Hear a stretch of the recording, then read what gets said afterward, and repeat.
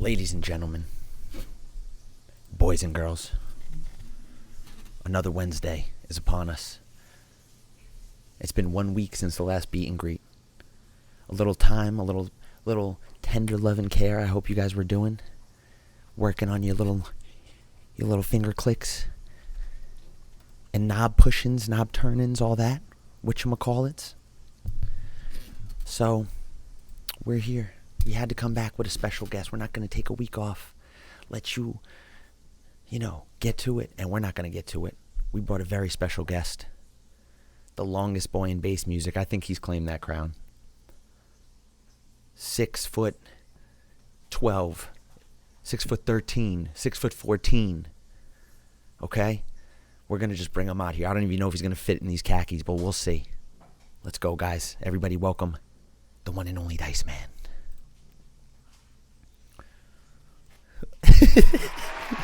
No one's gonna believe that's me. Those legs aren't long enough. we need legs at least 3 times larger. We need a midriff at least too. We need a midriff. You got a way bigger midriff than that. This guy. I'll build it in, baby. Oh shit! All right. Do my own stunts. Yeah. Hey, it looked good over here. You look good in the leather khakis. These seem to fit your body type a little bit more. But Maybe. But those white ones, I don't know. These leather ones are complimenting you nicely, brother. Thank you, baby. I appreciate that. Of course, man. So how you doing? Good. I'm doing really well, man. It's really good to say that too, Yeah, no, definitely, because I know things ups and downs of life. Things have been changing, to say the least. Yeah, big time. Yeah, no, big time. And I recently just kind of flipped my whole life upside down, and left New York for a little while. I just bought a minivan and hitting life on the road a little bit. I'm in Northern California right now for a little while, and sorry, I've got the chat. I just pulled up the chat on here on my phone too. Oh, okay. I'm not gonna read that right now. But yeah, man, life has been good. It's just I'm just uprooted. So now I'm in literally the left coast, to the complete opposite side. Yeah. Left the concrete jungle and out in the nature right now. It's really nice. But, yeah, man. But good and refreshing and stuff. It's with big change like that comes a lot of good refreshing perspective and all that kind of stuff. And, is it what you were hoping for a little bit? Or are you still finding out what was good? Leaving New York maybe a little good for the head for a while? Yeah, man. No, 100%. Yeah, 100%. I mean, don't get me wrong. Fucking love New York. Trying to be back there soon, but there's just and just right now for me and all my skill sets that I have in various, fallback jobs and stuff. I bartended for years. I served for years, acting and all that stuff that you do on the side. There's literally nothing I could do in New York City to make money, I just sit in my apartment, I make some tunes and go on a walk in the park every once in a while. It's just it just wasn't a good conducive lifestyle. And it wasn't really feasibly sustainable either, because I'd have to keep coming up with, shit money for rent and bills and stuff that are not making money. So I just decided, for a little while things are balancing out, because it's still going to take time, and we're going to be doing this for months. I may as well go somewhere where I can make money. And is California that spot right now? Because California's that spot right now. Man. A lot of people are leaving Cali too. Where exactly in Cali are you residing right now? Yeah, I'm in Mendocino County right now, which is right in the heart of the Green Triangle. It's the county right below Humboldt, and it's 2 hours north of San Francisco, and just out here cultivating and taking it all in. And oh hell yeah! Yeah, some industries don't really die, I think, so that's good. Yeah, recession proof, they say. Recession. Some industries are recession. Yes, sir, man. So, what are you doing over there to occupy your time? You doing anything creatively, or just working, grinding? Yeah, I'm working and grinding, working with my hands in the great outdoors. And then otherwise, I'm trying to focus, just spark some creativity. It honestly is so inspiring being out here in this, I'm in pretty mountainous kind of region with a lot of trees and beautiful sunsets and all this stuff. So that's good. I actually just set up all my studio stuff, my monitors and my Soundboy tings, like yesterday. It's all built out of like cinder blocks and bricks I've kind of found on the property because I didn't come with a whole lot of like any furniture and stuff. Yeah, I fucking bought a minivan, bro. Best fucking move ever. Did you buy it in New York or yeah, when you're out yeah. there? Okay, all right. Bought it in New York. Used whip, and I had to make sure I did my research. Like I had to make sure it had bucket seats, which mean like the seats like fold into the floor, so the floor is completely flat. So like I could set up like an air mattress back there or some shit, along with all of my like, you know, I got all my milk crates full of shit and like a couple little mini dresser things, and like I could literally live out of this thing. Plus I got like a tent and shit. Like got a nice big ass tent and shit. So like I could literally just like pop around and survive. And it's long enough, you know. If I have all the back seats down, I can fit from like the back of my driver chair to like the trunk, and I could close it in, you know, and just. Oh shit, man, that's got to be rare, huh? That's got to be rare. Yo, so many homies in the chat. A 7 foot fucking tall, goddamn. Yeah, no, it's just a standard minivan, bro. It's just your standard Dodge Grand Caravan. You know what I'm saying? 2015. Just drove that puppy across the country for like a week and a half, which was fucking great. Saw a whole lot of states I'd never seen, and yeah, man. Yeah. What about like poetry wise? That you feel like that's something that's, you know, been carried into this this era too? You know, I know you're making your studio out of cinder blocks too, but you don't really need to do that for poetry, right? The spoken word kind of thing. That is such a big like up and down in my life too, and like so I find myself creatively driven to like different mediums every so often, you know, like I'll go through spells where I'll like write a lot of poetry, or spells where I'll write a lot of music, or spells where I'll, you know, like write scripts, or back in the day when I was in school for that kind of shit, you know, do plays and that kind of stuff, and like, you know, kind of like have my creative outlets that, and, you know, draw inspiration, you know, because, and then even when I'm in my music mode, like there are days where I don't want to make a tune at all, or I'll try to make a tune and it's just not going good at all. And then, you know, the next day you sit there and it just flows out of you and you're just like, yeah, this is like, I can play this tomorrow, you know, like, and just grind it out. And so that happens. And then with writing, man, like I went through a phase when I really started kind of writing more seriously in 2015. I was just ending university and moving up to Toronto for, I was going to go live there for 6 months to just get a fresh perspective and get out of South Florida, because I had been there for 10 years. And so I was writing, man, so much. I got like an app and like little like typewriter apps, and I was just like hammering out all of these fucking like mini poems and whatever. I had like these different series for like different, you know, topics, subject matter, or whatever. And so now I have a huge repertoire of all those, which is good. But like, then I kind of just stopped writing for like, honestly, a couple years. Like once I moved to New York, I wrote like a little bit the first couple weeks, but then once I got into like doing Dubday a few months or like almost a year down the line, like that's when everything changed. Like the whole first year of Dubday in 2017, I didn't write. I wrote and released like one song that whole year. Like I didn't open Ableton at all. Like any free time that I had where I wasn't like grinding at like a restaurant job or some shit like that, I was just like putting towards business plans and like getting Dubday together and blah, blah, blah, blah, blah, like all the various bookings and emails and blah, blah, blah, and organizing and whatever. Yeah, that's a business amongst itself. Yeah, and so like, and that is like almost like a creative outlet. It's like, you know, building this whole like beautiful project, you know. It's not like just like it's not like a company or a business. Wow, that's like, true. Like a lot of other companies or businesses are. Like it's a whole experience too, you know. So yeah. Like it's the more work you put into that, you know, making that special for you and for like your close friends, like it's just going to become more and more special for, you know, they're going to tell their friends and their friends and their friends, and then you actually have like a special thing going on and stuff, you know. So it's like it was almost fun to just like immerse myself in that for a while. But yeah, no, I never even thought of it. So like the writing, it comes in waves, man. But yeah, I honestly just thought about that the other day, like, because I haven't written again in like over a year almost. Like I wrote like a little bit when I wrote my last album. There's like a poem on there. that I spent some time writing around then. But other than that, like I haven't written a lot in the last couple of years, but I was thinking while I was driving over here, I like had all these like little like one-liners and stanzas coming up in my head, and I was like, damn, once I get settled in Cali, like I think it'll be time to sit back and write again, you know. Because is it because you're taking like a step back from the business side of things? You think that was just occupying way too much headspace in that sense, or yeah, you know, have you been wanting to do that, or is it just not, you know, haven't found like a good workflow for that kind of thing too?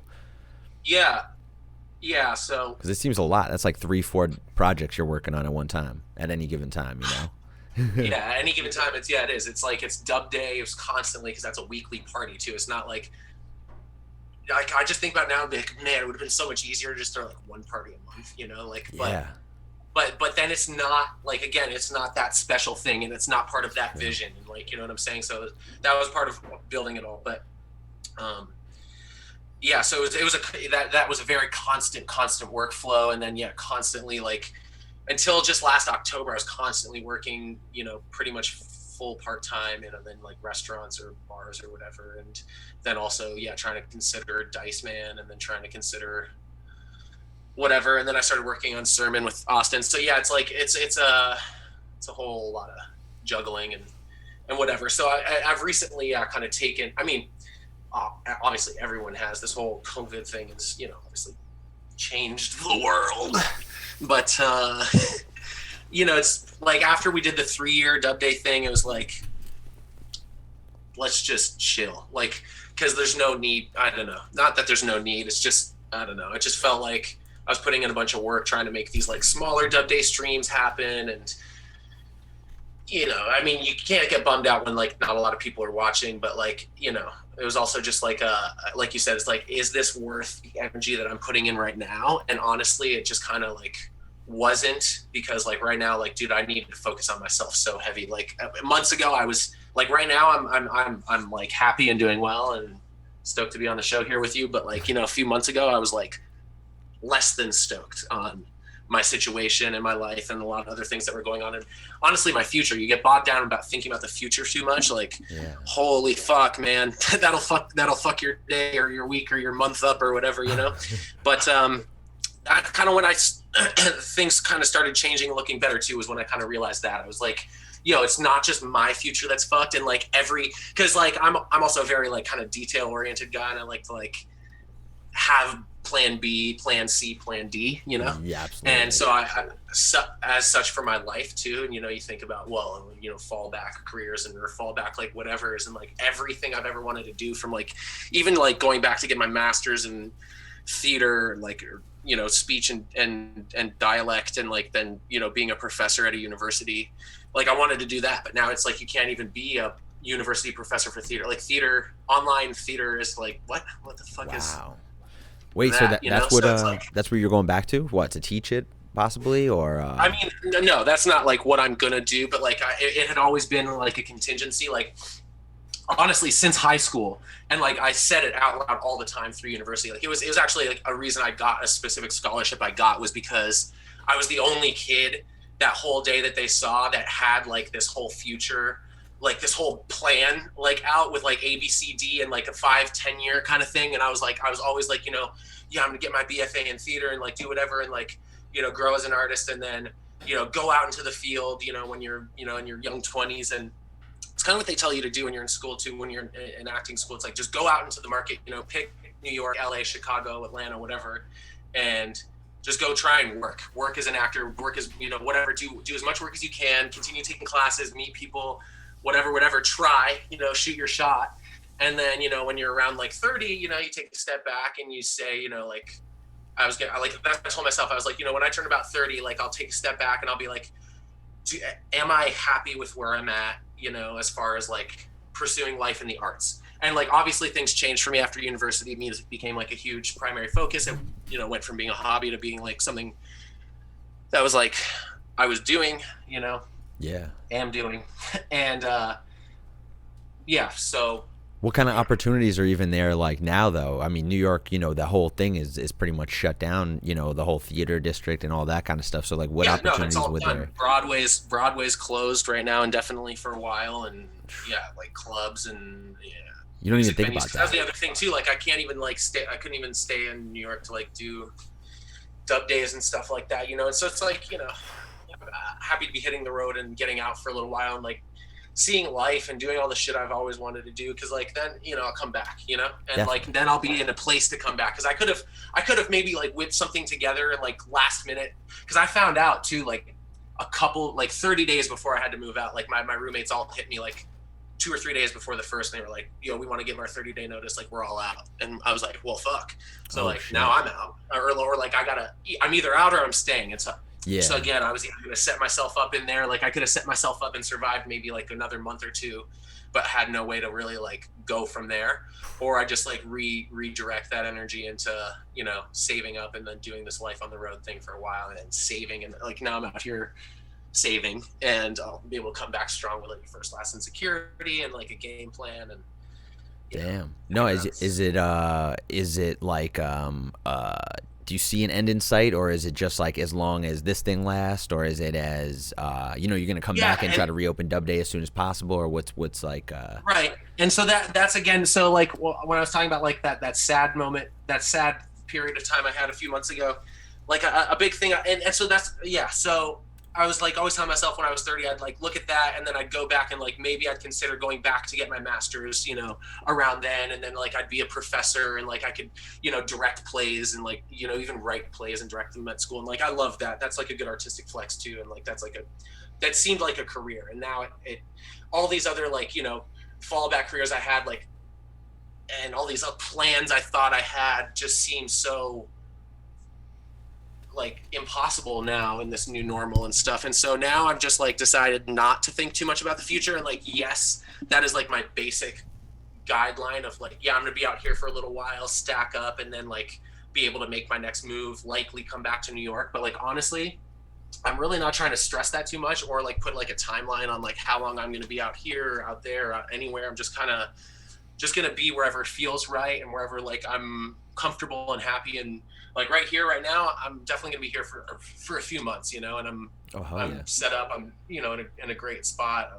One of my friends is putting me up in one of their extra spots, and so I've got this room and a job, you know.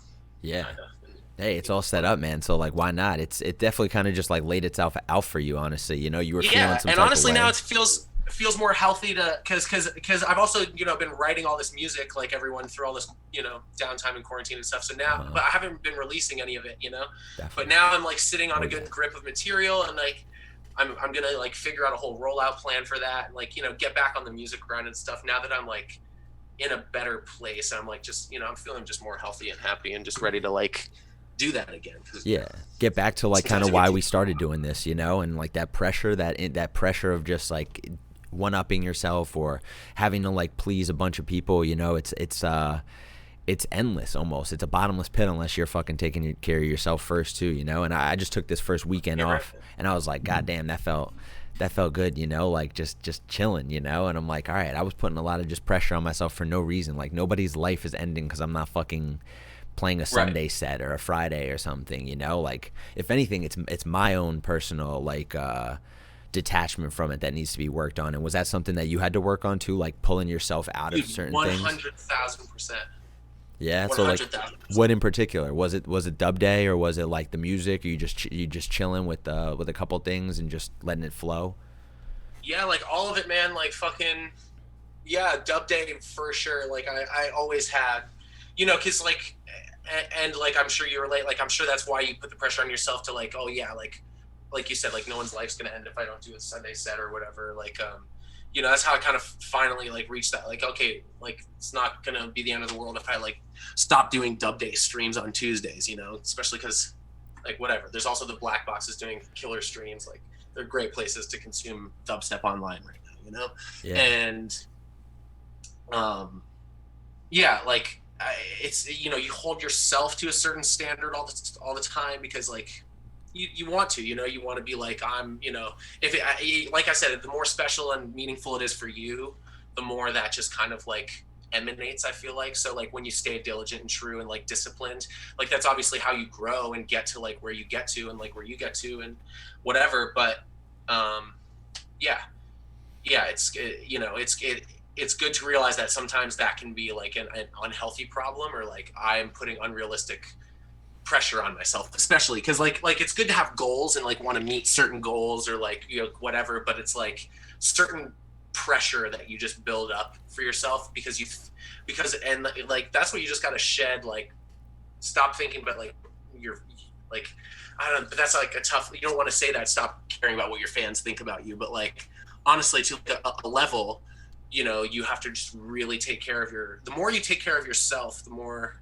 you take care of your art. And like sometimes that is taking care of like the way in which you approach your art, you know. And like if you are putting too much pressure on yourself like that, it can be like a creative stint, you know? Yeah.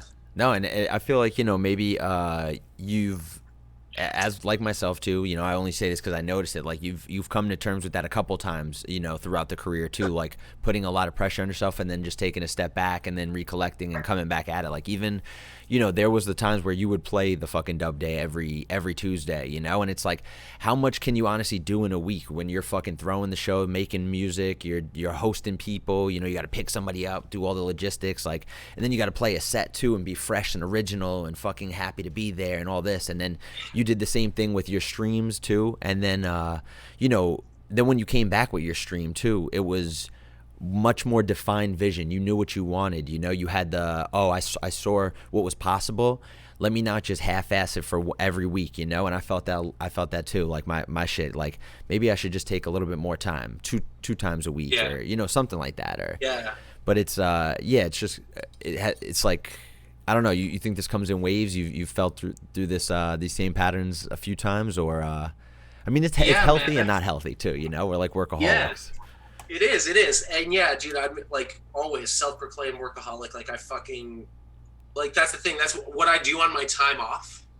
My time off is work. Yeah. Like essentially. But then that's the thing is like, you know, when you have your head on so many projects, then like your time off, from the time off just becomes you like droning into your phone and like doing nothing to help yourself or like your mental health. And like that's where you can slip to, because then you're like, oh, I'm writing the song, or I'm pounding out these emails and stuff, and then it's like, oh, I'm too tired to do anything except just like lay in bed and be on my phone and just like on the things, and then you try and justify that as work. That's the fucking worst. You're like, no, but I'm on Twitter and I'm on Facebook to like to gain knowledge about the human perspective and to see what everyone's talking about right now and to like stay in the loop, because like that is part of my job as an entertainer and like a person, like a tastemaker or a whatever the fuck you, I don't. Life is a crazy conundrum, but I don't know.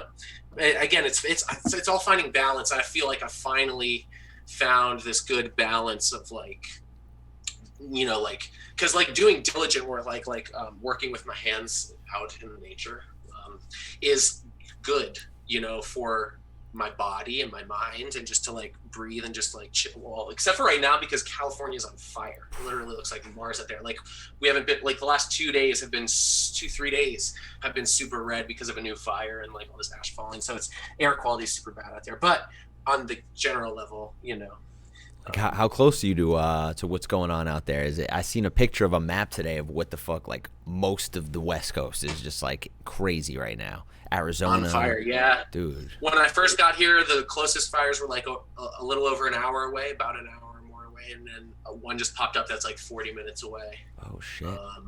Which changed drastically, because like first few days, like there was definitely smoke in the air, you know, and you could just see all this smoke in the air and like in the clouds, but it was still like hot and sunny, you know, in the hundreds. There was a huge heat wave, and then now it's so overcast, like it's all just this thick smoke that like the sun can't even penetrate. It's like cool out there, bro. It's like literally like 2 days ago it was 107, and today it's like in the 70s because like the sun can't get through the smoke. It's just like, why? Jesus Christ, dude. That's I've never experienced something like this because we don't really have fires on the East Coast. It's so fucking humid. We don't have most of those fucking terrible ass natural disasters, like even earthquakes too, man. You fucking California people are just so goddamn used to earthquakes, like they just act like nothing's going on, and they just go about their business just like nothing's going on. The fucking room shaking. Exactly. Oh it's yeah, unreal. it's Tuesday. Damn. Yeah, someone just said that about Colorado. Yo, fucking George, Serious George is in Boulder, bro, and he's fucking posting snaps or Instagrams of fucking just like a blizzard right now. And I was like, dude, I was there a week and a half ago driving across the country. It was summer. Like, we went on a hike up the mountain into like the Boulder Falls, and like obviously it's too cold to swim in the water up in the mountain, but like you could have maybe gone. Like, it was like a warm summer day, I think. Hey. And now it's like fucking snowing. Damn, man. Well, yo, speaking on George too, man, is he thinking about taking the reins in any part of this? Is he thinking about bringing back Dub Day in a new region or anything like that? Because he was we're all, we've been talking about it. Him and I have been around the idea for a while of expanding it to more cities, and then at a certain point we it's a hard back and forth, because like you just look at like how much work I fucking put into making Dub Day happen. Absolutely. Consistently, Yeah. And like having it happen Tuesday after Tuesday without fail, no matter if I was sick, no matter if I was going through a breakup or whatever, like I didn't let my personal life affect the consistency of the work. And it came to a point where we kind of felt like there's not really like a me in every city, or like it's hard to trust people to uphold your brand, because like say we move it to some other city and put it in some other kid's hands, like we can set them up for success, and we can give them the branding and tell them how to go about everything, and blah blah blah blah blah, but at the end of the day it's going to be about their work ethic and how much energy they're putting in to that to make that experience translate properly. Well, right. And then I only asked it because you're moving now, so I'm like, maybe since you're physically going to be in these other places, you guys see that there's other opportunities. Like George too, he right.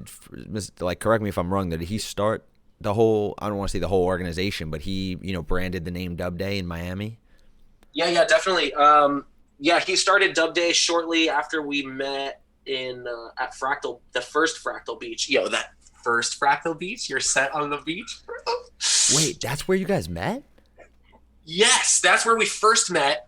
He because our friend Bacon, Barracuda Bacon, introduced us. We had both been mutual friends with him for a long time, and he was like, yo, you guys are both like so on the same wave. Like, we were both looking to like set up Renegades that weekend, like walking around with our soundboards, like, who's the let's play, like, and we met and we vibed really hard, and then they started Dub Day. I ended up playing and headlining like the second or third one ever when it was still in the green room back there. It was sweet. It was like the week or two right before I moved to New York too, right when they started it.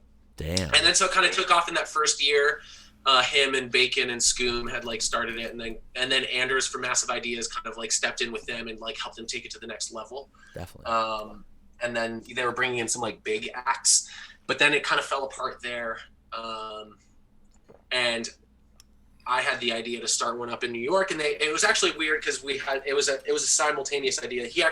We were at Bass Center, like I was at Bass Nectar Atlantic City, in the middle of the crowd, and I get a phone call from George. This is right before I even started Dub Day, so it was like odd, and I just like didn't answer it because I'm in the middle of the fucking thing, and don't think about it. And then 2 days later, I meet my like later to be investing partner, who like was this kid who like came over and listened to a bunch of my music and was like, dude, wait, like, what? This is sick. Like, how can I help you do things?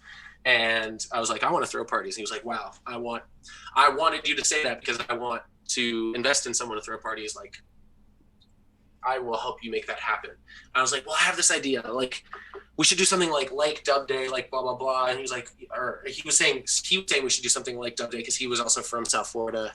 And I was like, wait, maybe we should do Dub Day. Like, let me call George. I know he just called me. And so they were having a meeting that day, 2 days before, talking about wanting to expand Dub Day to new cities for the first time. And like my name came up as like one of the first names. Like, what if Wade did one in New York? And then they thought about maybe doing more in Florida just so it would help them do easier things like in Miami and Orlando or whatever. But I was like, dude, I can, like, let me, please. Yeah. And because theirs was also kind of just like slowing down, and then so I took over, and then it fizzled out entirely, and Miami just stopped happening a couple months into New York starting. And then so for the last 3 years, it's just been New York. George has done a couple like one-off Dub Days, like when I'll come down.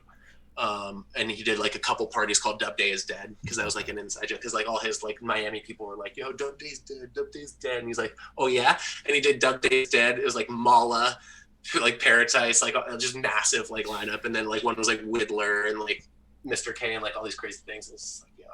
Nah, he's that, you know, I wasn't that well versed in it. I thought that Dubday Miami was going on for a lot longer than that. And then, you know, you being from like Florida and hanging out with the squad kind of just picked it on up. But it kind of seems like it was pretty much started, both you guys really at around the same time, you know. And yeah, man. And Dubday just, you know, had the fucking legs, man. It had these absolutely leather khakis on and just kept running with it, bro.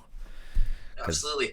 And yeah, and we were just spending a lot of time together recently, George and I, and talking about the future of it. And like, that's the thing. It's like right now it's all online and shit. And like, sure, we could organize a couple like one-off streams here and there that'll be like good and fun and cool. Definitely. But yeah, we're definitely like looking more at like just throwing great parties once we can again, safely. You know, it's like, once I can come back to New York, bro, we're about to throw some like big warehouse parties, like big Dubday things. Cause like, nice. And like on a weekend maybe too. Like I do want to eventually go back to like Tuesdays at Hollow, like to a certain capacity, you know? Yeah. But like big Dubday warehouse parties, kind of like at Sermon caliber, you know, type things, and just bring everyone together. And like, and then we'll do those kind of like regionally too. Like I want to do a Dub Den at the Black Box in Denver, you know? Yeah. A little collab, you know? You guys are well established enough to where I think that it would be possible, you know? It's not just like a random promotion company coming out of nowhere. Definitely. Being like, oh, hey, let me throw a show in your city. It's like, okay, this is like kind of a brand, you know? People rep this as a brand. It's not like it's not just something that people go to, you know? It's just like people believe in it, you know? And it's crazy. They do. Because I mean, it's cool because we've like booked so many artists from across the country that like when they start talking about it, like then their communities start picking up on it. So like everyone's kind of like, I feel like, heard of Dubday. Yeah, no, definitely, man. It's like on a Tuesday too, so it works out with everybody's schedule too. So you've gotten a lot of people, you know, a lot of up and comers, a lot of even local talent like that comes out of there. I think you've given them a platform that they might not necessarily have in New York otherwise, because New York is just so. You either know the 3 people who are throwing shows, or like your friends just happen to throw a couple one-offs, you know?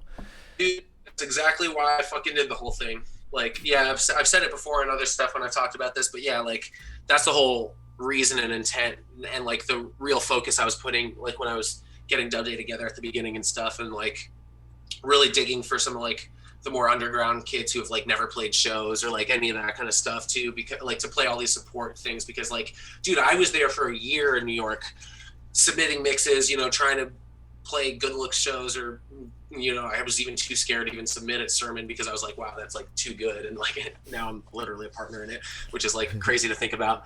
But like I was trying to like get on shows and give my shit to promoters, and I bet no one fucking listened to the promo mix I made, you know? Yeah. I bet no one fucking listened to it, because like now I know too, because sometimes I get flooded with them and I can't like listen to everything, but I'll like scroll through some things, get an idea for someone's sound, and then just like slot them, honestly, because I have so many, like every Tuesday, you know? And then I just curate the vibe. Oh, if you're more of a rhythm thing, you're going to be on this night. If you're more of a weird bass thing, you're on this night. If you're more of a deep dub, you're on this night.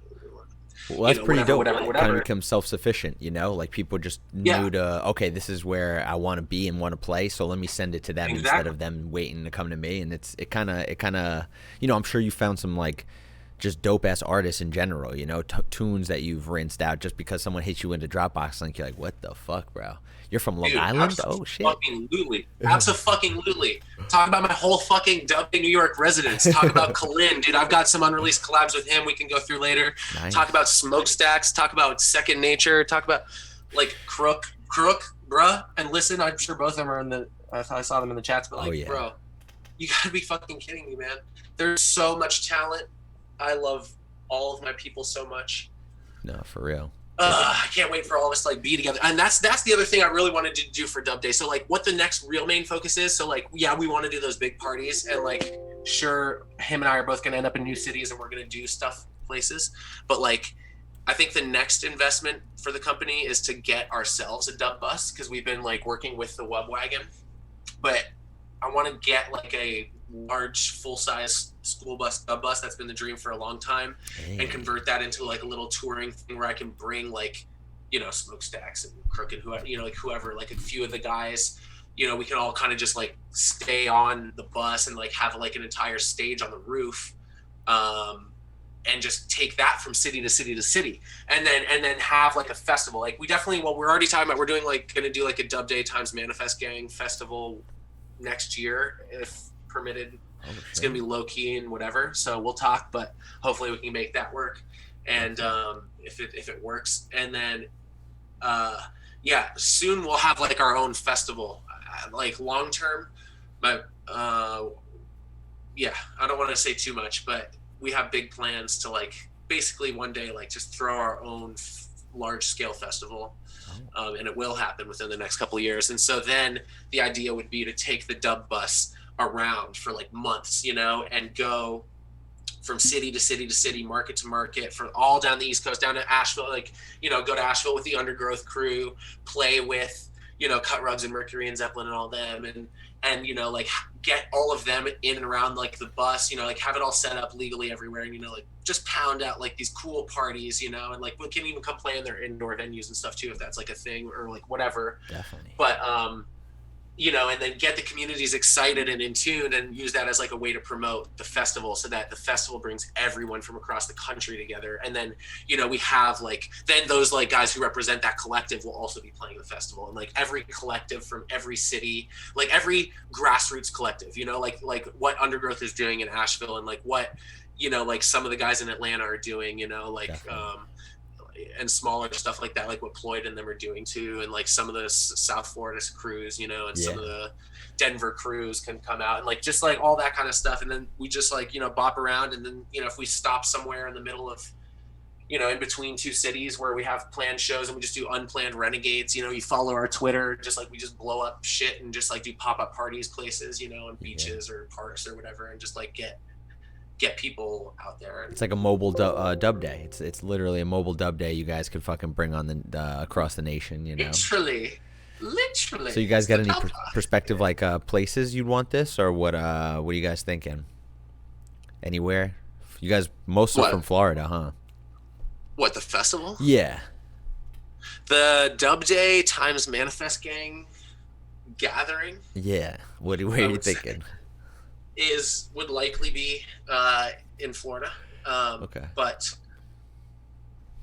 one of my, I have a friend who's trying to acquire a large plot of land in either upstate New York or Pennsylvania. Like we're talking like 30 plus acres, where we will then have our own festival grounds that we will kind of design from scratch and be kind of all really cool and eco-friendly, and like whatever. Okay. So then that would also house the festival.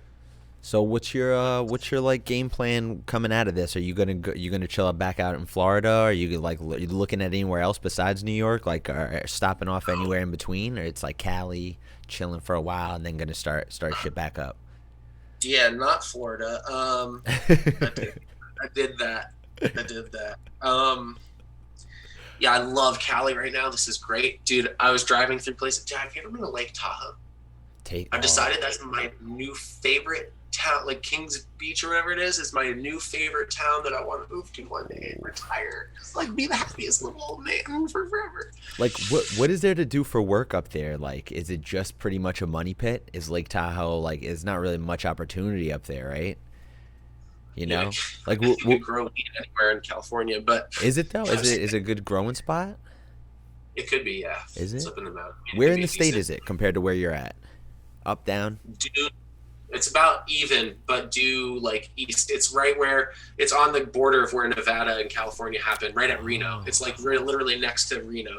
Reno is down in the desert still, and then you just go up the mountain and over the mountain, and that's Lake Tahoe in the middle of more mountains. Damn. And then you're in California. It's just like you just know you're in California. You come up into the mountains and you're like, California. I just got out of the desert of Nevada for the last 10 hours or whatever. So what was your favorite spot to stop at, man? I know you did a lot of traveling and stuff. What was your favorite, sightseeing? Yeah, I know you did a little partying. Yeah, man. Dude, we drove by the Moab for the first time and I want to get back there so bad. There's like the arches. The Moab. Wait, where is that? Like, What's that? Moab Desert is like right when you get into Utah from Colorado. It's not far. You can do from Denver in like 5-hour drive, and it's like a red desert. It's literally like Mars out there, bro. Like literally like Mars. Everything's red clay. Like you think the red rocks are red rocks, bro. Like this shit is all redder than that, bro. And everything's crazy. It's like wild. Did a lot of hiking, connecting with nature and whatnot out there, or what? We could.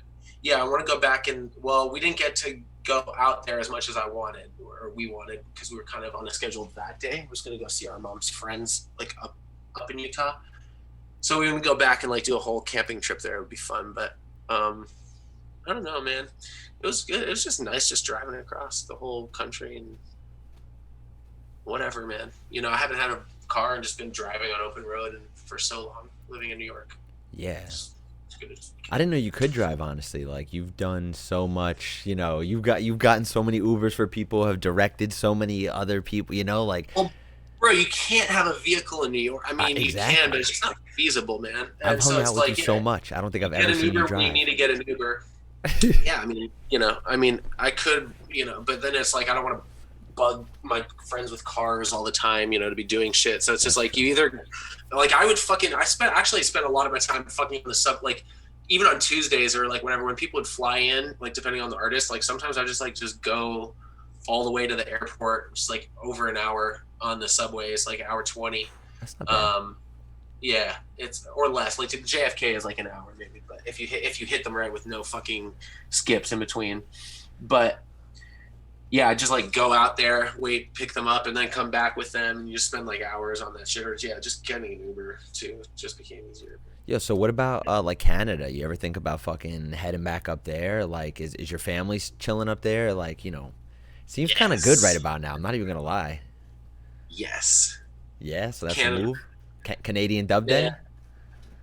Dubday Toronto would be the dream and move. That's where I'm from. That's where I was born, in Toronto, and my dad moved back there a couple of years ago, so he's there. My cousins and stuff are there, and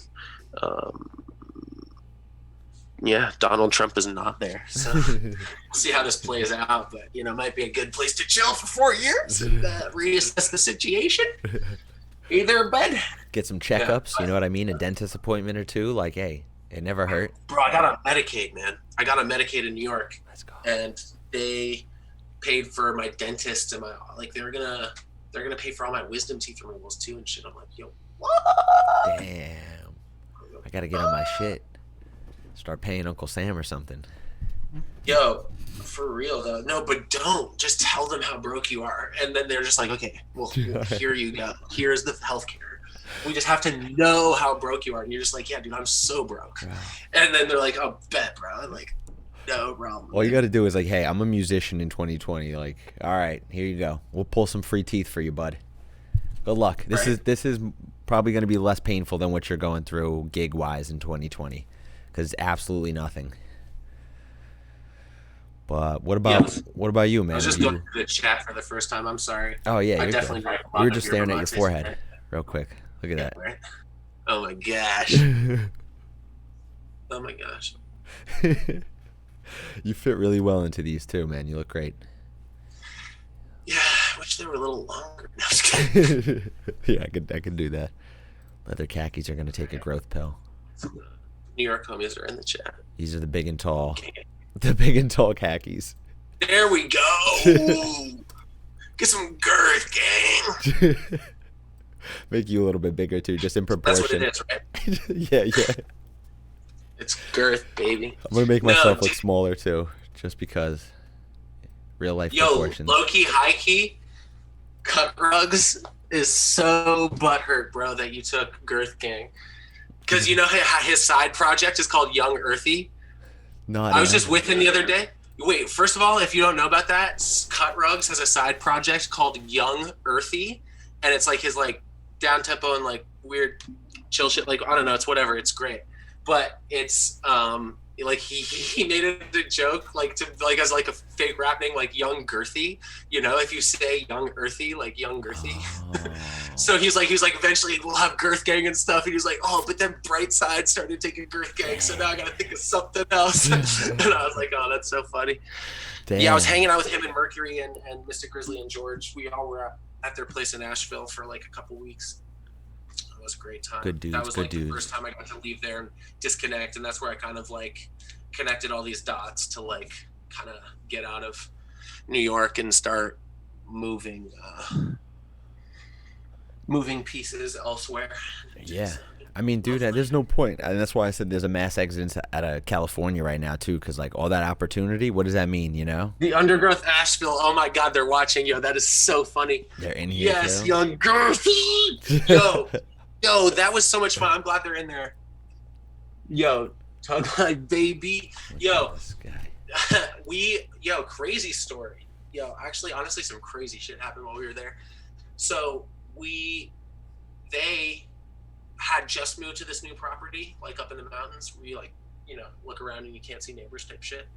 And there's like some local dude who had come up there and said that there was like this Confederate cemetery gravesite up in the forest behind their house, and that he like tends to it once every couple months to like just tend to it, and like if it was okay for him to go walk up there or whatever. So they said yeah. So then we went looking for it days later and like found it. And so like we went up into their woods, like no trails, there's no marked trails, like you just have to like just walk aimlessly. And we just did, we walked aimlessly into the woods and stumbled across it, like thank God, because we just kind of went off of the direction that he walked in, and saw these old headstones of like from like the from the war. It's just Wait, just like Confederate soldiers or something? I was like yeah, wondering what a Confederate headstones of Confederate soldiers. Yeah. There was like maybe a couple dozen of them, or not a couple dozen, like a half dozen or so to a dozen. Why they just had them up there? Yeah, it was wild. But then we also met like a really strange man in town, or like he wasn't strange, but like, dude, George had his mask. Like, and we went to buy beer at the local gas station, and George's mask had the BLM fist on it, right? Yeah. And so he goes in, and we get some weird looks or whatever, and then like we go across the street down to the river to like have a couple beers. And so like we park the car, we go walk down to the river, and we're down there for like 20 minutes. And then eventually this big dude comes down, and he's like, yo, is that a BLM mask you guys got on? And George is like, yeah, man, we were just like marching with them down in Miami, like he's with them in Brooklyn, like blah blah blah blah blah. They're like, oh, well, we view that like a hate symbol around here, like a Nazi symbol or something. I was like, what? But then we ended up having this really fruitful conversation with this man who actually had a really nice, like we got past some of the stuff. I mean, it was strange at first, and he was just trying to make sure, I guess, that we weren't there to like cause a problem or whatever, but he was just like looking out for his neighbors and stuff. But yeah, we had like a 30 to 40 minute conversation with this man in the rain, because as soon as he came down there, it started trickling rain, but like it was such a tense situation that like none of us like wanted to break it to leave or whatever, because like we were also scared for our lives. And yeah, just talked about just like respecting your neighbor and just like a bunch of other stuff. And he had written this big long letter, and it was good. Fucking this guy standing out in the rain with a little pissing contest. Say, Yeah, hey, this is but Asheville, yeah, baby. that time in Asheville was nice. I'd never been there before. It was a lovely town. I've been to so many towns recently that I've just been like, this is so lovely. You know, just Like, lovely. where else? Huh? Asheville was lovely. Again, Lake Tahoe. yeah. I want to just like move there. We were up in like the ski country just north of Salt Lake City in Utah in the mountains, which was really lovely. Not as lovely. Denver, also Boulder's a quaint little town. Wow. Damn, nah, for real, man. Yeah. You hit all the spots, huh? You were just in the Yeah, random man, little spots. Just drove right across. You're probably sick of the major cities. Camped a lot too. You're probably sick of these, same old. Denver, it's cool as fuck, but getting out of Denver's fun too. Exactly. Yeah, we spent a day or two in Denver, the Denver area. It was lovely. It's nice seeing the country. Yeah, bro. Yeah, man. So, and I'm also I've been working on this slow growth project too. We should talk about that maybe. Yeah, no, definitely. You've been doing it in person, or you've been doing it with? You've been doing it Sabrina.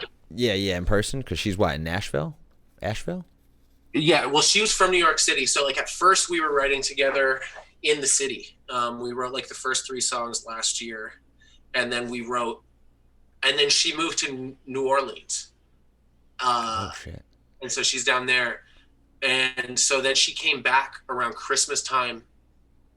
Recently, right before the pandemic, and we banged out 7 songs. Oh shit! And recorded 5 of them in the studio, and 3 of them are going to be on the album. Damn. And because we're writing this full album, and I really want to get it out in 2020. We're at least going to get the single out. I want to get the title single out. Maybe we'll listen to that later. It's called Lullaby for a Screw Up, and we're getting that out in 2020 this year. Like, because now, like, we wrote all this music, and then now, since the pandemic's happened, you go back and listen to these lyrics and all this stuff. It's like, dude, everyone, I really think a lot of it's going to resonate with where people are at today and stuff. And she's just fucking brilliant. She is like the most talented singer-songwriter. And I've just been writing all the music and beats or whatever. And we're doing like a dark pop Billie Eilish type vibe, but like more bassy and experimental. But definitely no. If it's anything that's like that. I can't believe I haven't mentioned it earlier when we were talking about all the other various projects I'm juggling, because like that's the thing is like fucking that there's the proof, because like all that, and like I've been sitting on this is like some of my favorite music I've ever been a part of writing, and I listen to these songs all the time, like just in my car, like and I'm singing them, or like they get stuck in my head because like I love her so much. She's like so good at singing, and she's great. And it's a totally different side of you guys too, you know. Yes, yeah, that's why, because we were gonna collab as like. It was going to be Sabrina Stone songs that I was just going to produce for her, and like we're going to invent a new Sabrina Stone. But then it was like, nah, like this is not that, because she has a whole career where she's just like played like acoustic guitar and like violins and stuff behind her and stuff, and it's beautiful music. But she's never worked with like an electronic or a producer in any capacity, like an electronic producer like that. So, and I never worked with a vocalist, and now we've written, and then so she just also came back in July, or right before I went on that trip to Asheville. She was there I was with her for like 3 days right before I moved to Asheville, and we wrote another like 4 beats. Or sorry, we were only together for 2 days. Or like 3 or 4 songs, but but we didn't have vocals on those yet. But, were there 2 out? Were there like 1 or 2 tunes out already, or those just the ones that I heard? Nothing has been released yet. None of it. I showed you a few. Yeah, nothing's been released yet. Wow. I thought there was like one tuner out or something, because I remember hearing one so much that I just like I assumed it was out, but I think it was the 1 or 2 that you guys were working on at the time. And you hear that there's fucking 7 more. I'm like, oh god, this is crazy. Do they all fit that kind of same vibe too, or like have they changed? Yes, dude, the whole album is. I'm happy to say. See, that's the thing is now I just really like that is my main focus. So like that's the whole thing is, dude, I've been juggling all these projects, and now that needs to be like my main project, and like I can't be thinking about any of the other ones. That's like where my head's at, is I'm finishing this shit up, because it's all there pretty much, but it's not there. Like it's a lot. Like some of the songs are still just missing a few elements, and like some fills or like some rises and falls, and like just like some things to fill, you know, kind of finish up the song. Give it a little more character and pizzazz, as it were. And if anyone has notes, if we listen to some of those, you want to listen to some of those? Yeah. No, we got fucking like 12 submissions too, so we could start off with yours, throw one of yours in the middle too, end with yours, bro. We got good amount, dude. We got good amount of good producers in here as well with the fucking tune. So if you're in here, just drop a emote or something right now. Let the long boy know you're in here. You want to hear his new music, because I do. It's been a fucking couple months since I heard from this guy. So it's been nice. It's been nice to hear. He's got a lot of things. You've been working on that collab we have with Simba. I have. I sent it to him. I'm waiting for him. Yeah, he thought, well, okay, good, because I saw him. He was there for like my going away thing, and I saw him, and he was like, "Fucking Eric." He's like, "Send me the song," but he won't send me the song. I want to touch it up. And bro, I was like, "That's hilarious." He's too busy, you know. I was like, I still haven't heard it. In like a long time. So he's just getting, getting it in. So I'm not even mad at him, but still, the fact that he's talking about me. Last I heard, I sent it over to him. I'm dropping the last version I have, bro. Making do with like a shitty 2019 version. It's not even the 2020 version. That's so funny. But yo, what do you want to start off with? We got a couple tunes that you dropped from me, to me. Which one would you want? Slow and low? Slow growth. You said let's worship. Just slow growth ones because we did it. Worship. Let me see if that was the one that I told you I was uploading. Okay. Remember? Yes. Let's see if that bandwidth ever All right. made it. Let me see. Oh, it looks like it might have. It looks like it's up. But do Lullaby for a Screw Up. Okay. Because that's the title single and it's pretty much done. Okay. So all right. Look at this. that's like, yeah, it's going to be the first song on the album. It's like the whole tone. So I guess let's run it. Look at this shit, guys. Look at this man. Wade over here. Slow growth, lullaby first. Look at this guy over here. Okay. And Sabrina. That's at Hollow, too. That's in the same hallway where we filmed the Demons at Bay video. Very popular hallway, huh? Very popular hallway. Fuck, we love that hallway. I miss it. We literally started 2020 with that hallway, though. Dude, we started 2020 so strong, my son. So strong, like literally hand in hand next to each other with sparks going off around us. Bro. Amidst a sea of pulsating humans. The hardest that I think Hollow has ever been hit, maybe, with those fucking cold sparks. I told that man, I was like, I'm bringing in like 3 or 4 cases of champagne for like a midnight toast, and I brought in like 5 or 6 cases of champagne. And we just faced them and just passed it around the whole crowd. I was just like, yo, let's go. Bro. Oh my god. It was what a way to bring in the shittiest year in existence, but right, we thought it was about to be so strong and so good. Like we thought it was about to be like the year that changed all years in like the best of ways. And honestly, it probably still is, but like god, it has been the worst year ever. Yeah. There's been some but lights. We'll look back in 10 years and we'll be like, oh, thank god that whole 2020 mess happened, or we'd still be in this fucking loop. That's true. You know? Yeah. This is the end of the world, and this is the end of the world. It was. The end of the world is currently happening, and then now we're going to be in a new world. You know what? New world like order, baby. Phase of humanity. New world order. Y'all listen to this song. It's called Lullaby for a Screw Up. I'm going to refill my beverage. Let's do it. A new one from Wade and Sabrina Stone. I was a kid, I thought that I could be anything, literally anything, not even human. I could be a lake or a snake or a tree or God. When I was a kid, I thought that happy was default. I thought you woke up to warm food and clean clothes and a worshipful love. But then I grew up into a screw-up. Don't mind my face, it froze that way. Time was a thing that I used to look forward to. Now it's a thing that I wish I could kill. I'm not saying I can't get better, I'm just saying I wish you ill. Keep pushing. Keep pushing me. Keep pushing me and see where it gets you. But then I grew up into a screw-up. Don't mind my fate, it froze that way.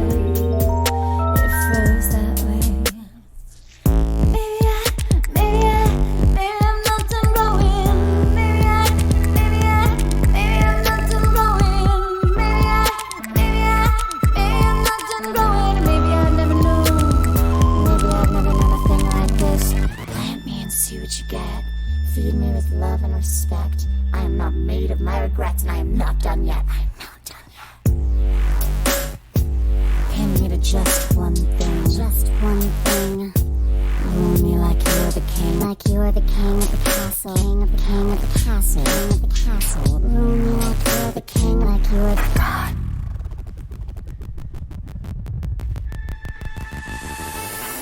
Maybe I'm not done growing. Maybe I'm not done growing. Maybe I'm not done growing. Maybe I've never known.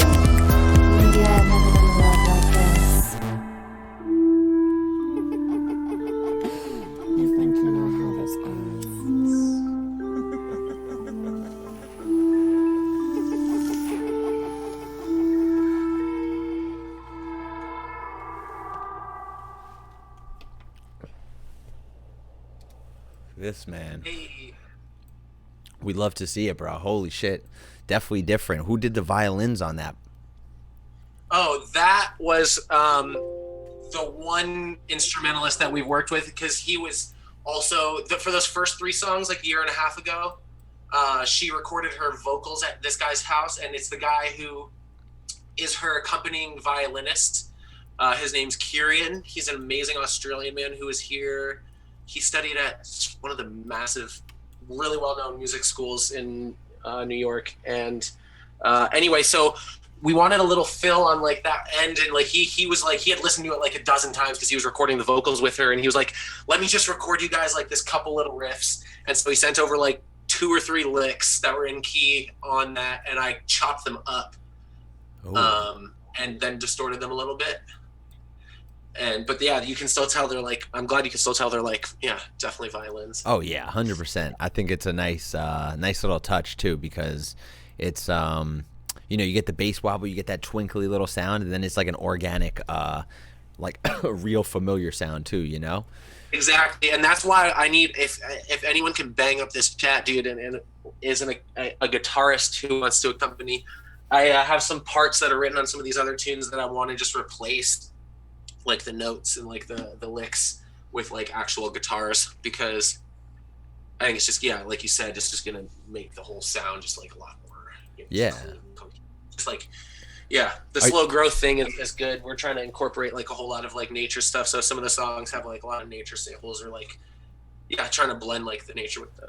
So has there been like a clear distinction of like projects? Have you drawn the sand in the line, or are you finding yourself kind of like learning one thing and taking it to another thing? Like, because this is very different from the DiceMan, but I feel like there wouldn't be this without the technical end of DiceMan. And 100%. Yeah, you wouldn't be able to like dial it back almost to make it a pop track, to make it a fucking I guess not bass music track, because I think what we do is like we try to just go as hard as we can with sound design and certain things, and we lose almost the familiarity.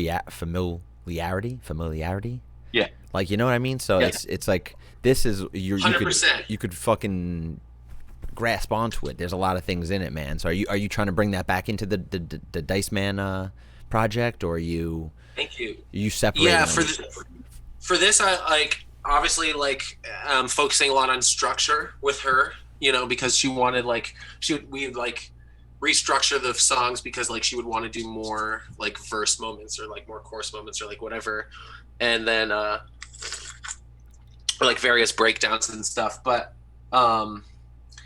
yeah, like I've kind of been writing all of these songs. Of like any of them could be played on the radio, hopefully maybe one day, and like accessible to everyone. Like you could show your mom and she would love these tunes. Definitely. But even though they've got the dirty stuff in them, like I creeped in that like one little drop in the last one. And like some of the other ones are like a bit softer, and some of them are like little like a bit more like dancey and clubby. I think maybe the next one we should listen to would be Worship. That one's like I think more of like the radio tune, because it's like 128 like hey,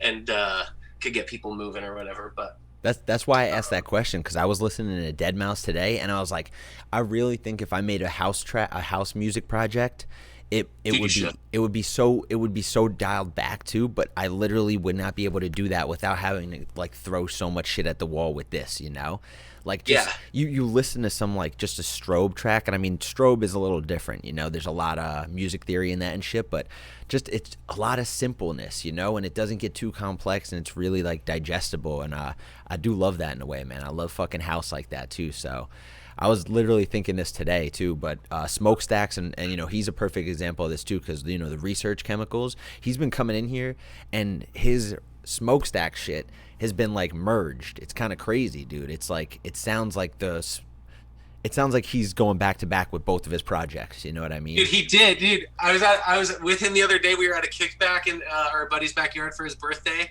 and we're just all spinning a few tunes, and he was doing like a set. And he's like, I was standing here, so he was like, yeah, this next one's a collab with myself. I was like, what?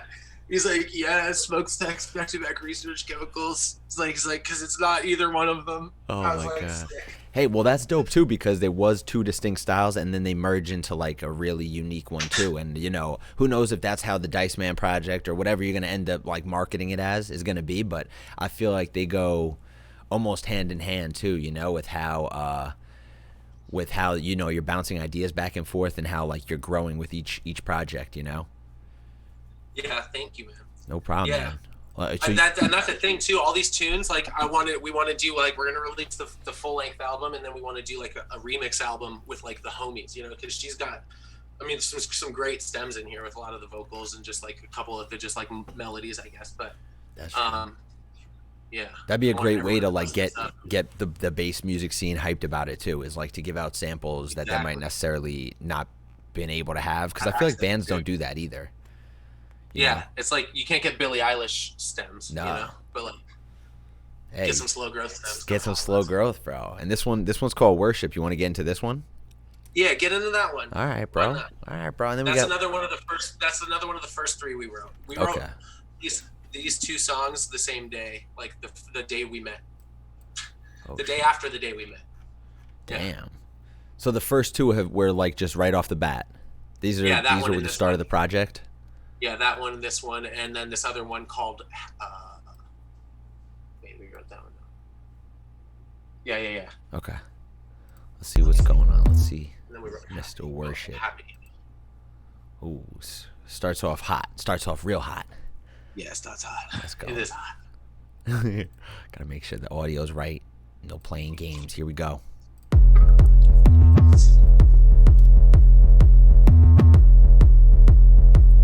Worship.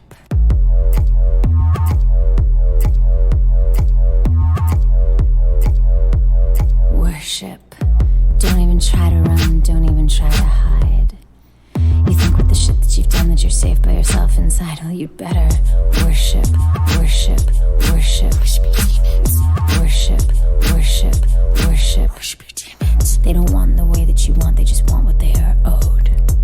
You've attracted a lot of attention while stumbling down your road. You better worship, worship, worship your demons. Worship, worship, worship your demons.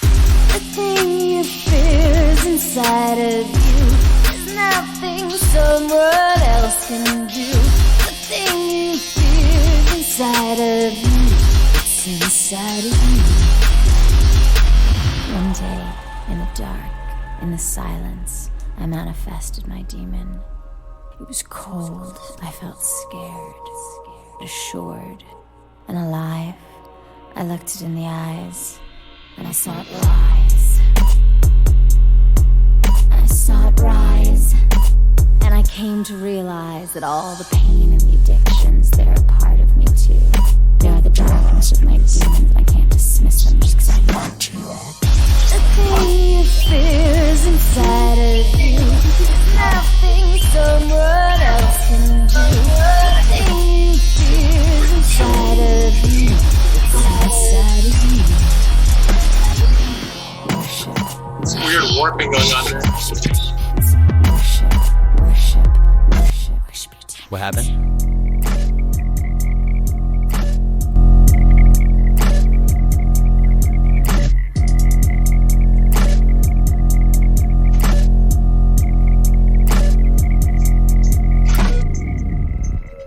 In the dark,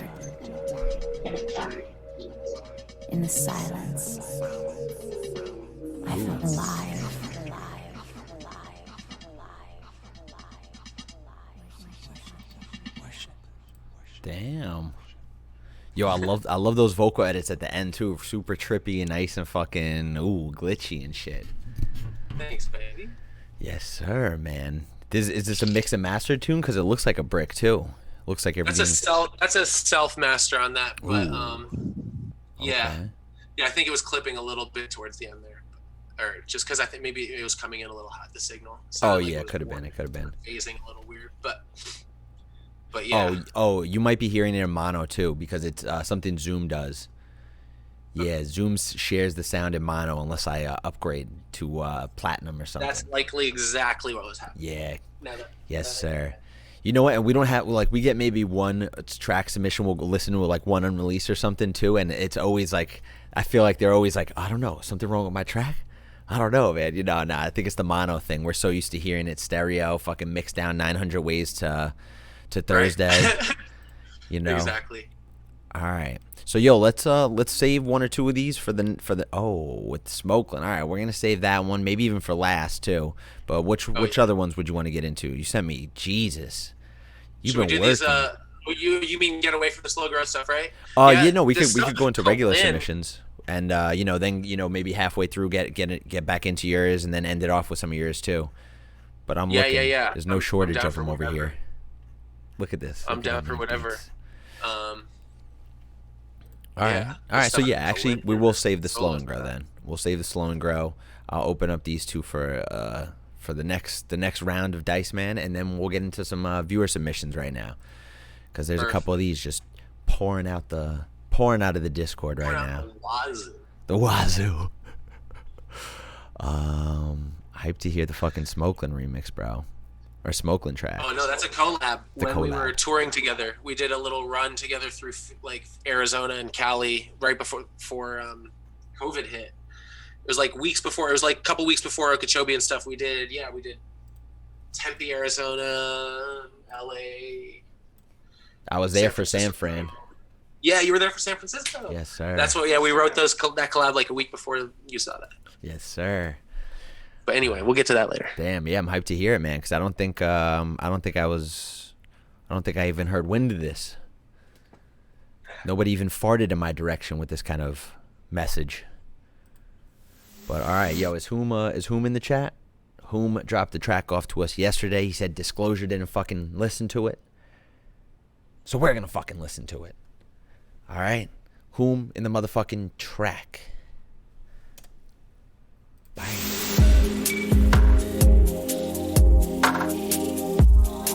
Don't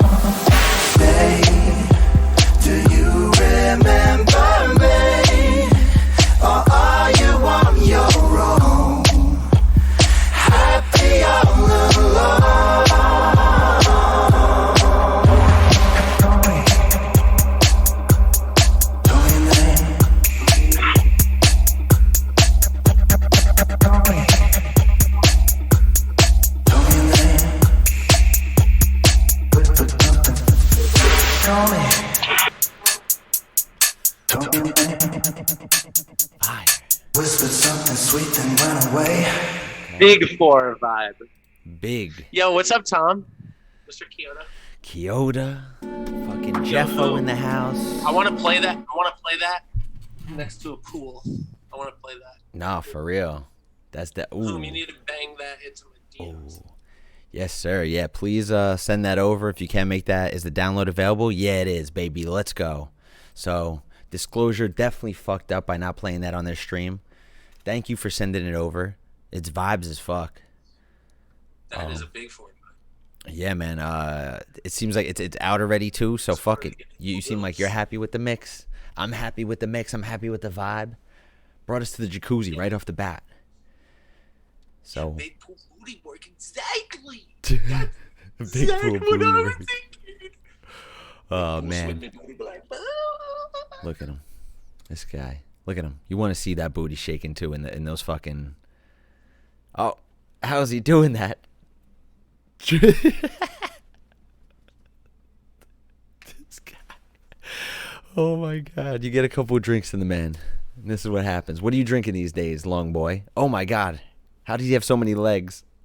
I don't know. Oh my god. He's so big he can't fit in one frame now. I'm trying so hard. I'm a bendy boy, though. I drink gin and tonic these days, man. With lime, of course. Couple 2-tree gin and tonics, huh? Oh, the limes are green screen, yo. Yo, I was wondering what the fuck that was. It's like a black blob. Black blob over here. Yeah, man. So Sketchy Pete, I love you, bro. Spidey boy. We do love Sketchy Pete over here. The man throws down. So did whom. I got no feedback for that one. You want to say anything about that, or just twerk about it? Oh yeah. I mean, it's out there. It's hopefully doing well for him. That's a great tune. I said I want to play it. I want to play it if I ever play some daytime house vibes like that. I liked it. I was dancing, bro. That's what matters. It's dance music. Definitely. It's dance music. You got to dance. You had the vibes. So congratulations. Let's see what else we got up now. Oh, okay. All right. Coming through. We're just coming through with the great submissions tonight. Quick, easy, heavy. New Sensei and listen. Listen. Let's go. Listen. This is big. Okay. This is big. Let's see what we got. We love listen. Everyone buckle up. We love Sensei. Buckle the fuck up. Because we got Wade driving us. Listen and New Sensei. He's been drinking a little bit. This is probably against TOS. I've been driving my new van. Stone cold sober.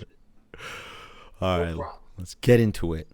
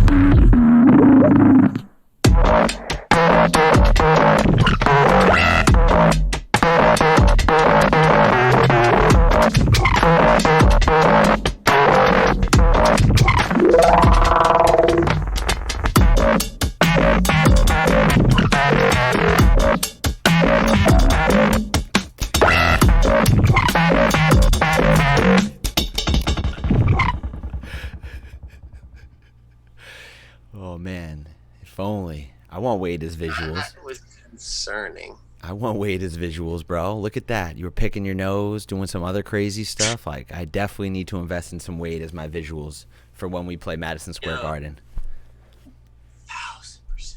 Yeah, I got some videos I'll send you. Let's go, man. Creepy ones. The OF ones, baby. Yeah, you know. You hit my Venmo and I got it. Big tipper over here. Big tip. Yo, my feet are size 16. Let's go. Let's go, man. Look at this. Those are worth at least $3. At least. $3 an inch. This guy.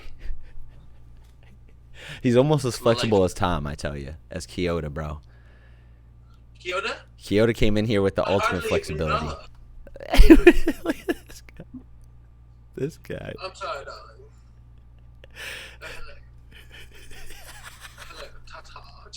Pippin a lot. Oh shit, bro. Man, I think that it was the song. It wasn't even the fucking drinks that got him like this. I think it was that new Sensei Listen drop, honestly, that got him all. A bop. Dude, I can tell Listen's been putting work into that second drop. I can tell that. I hear it. Yeah, I could hear that new Sensei too, man. That dude's loopy as hell. His sample. It's confusing. In like the best of ways. Absolutely. It's bro. Really mental. I like that last. It's like the second part too. That's like this last little. Like, listen, baby. That's going in. I know it. Yeah. Oh, okay. All right. So, hey, if that's you, fire as hell, man. It's a picture of like 400 OTT filters, and I think we've all been there. Okay. We've all been there. But yeah, that was a crazy one, honestly. Liz, I hope you dropped your SoundCloud for us. You've been crushing it week after week. Yeah, everyone go follow her. You got a prospective date on when that's coming out?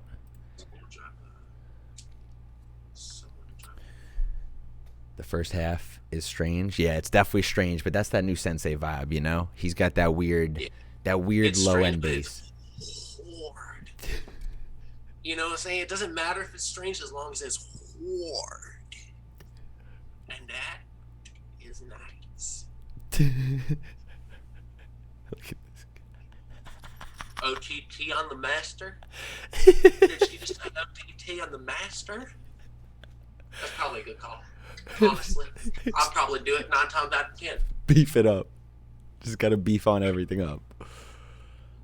This guy. Oh my god. I'm judging y'all too. Very sexual content, guys. Very sexual in nature. The way this guy's looking over here. We love it. We love it. I'm selling it. Hey, whatever floats your boat, buddy. You know? Do you. Except I do have a whole Dice family. Look at them. This is my little Dice family. What do you got?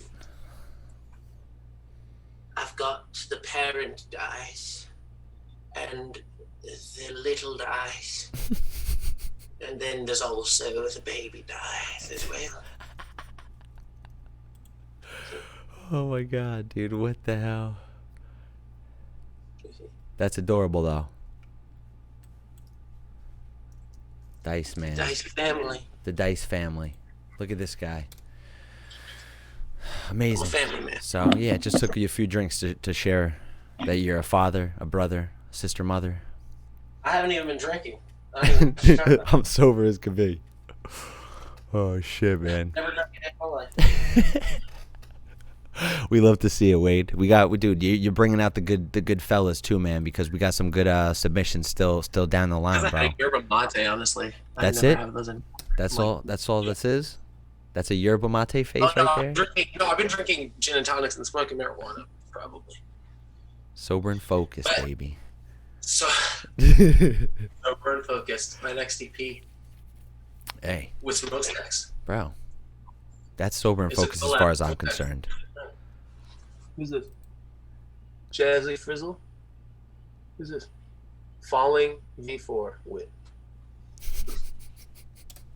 We got a Zeppelin tune up next if you want to get into Oh, this. Zeppelin. There you go. I was trying to see. Oh, okay. I didn't know what you were reading. I thought you were reading some. Zeppelin is also a long boy. Yeah, Zeppelin is, bro. He threw down a fucking awesome set at where was that shit? Sacred Hive? No.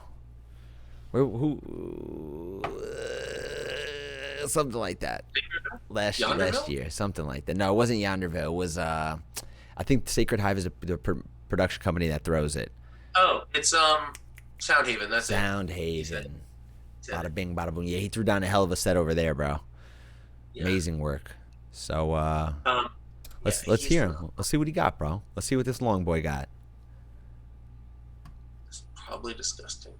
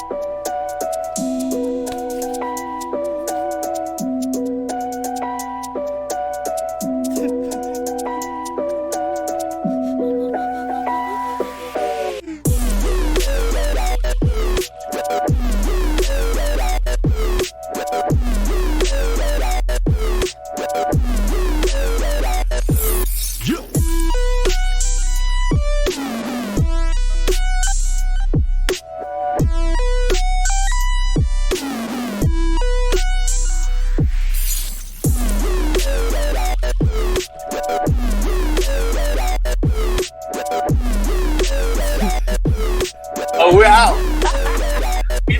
Crack.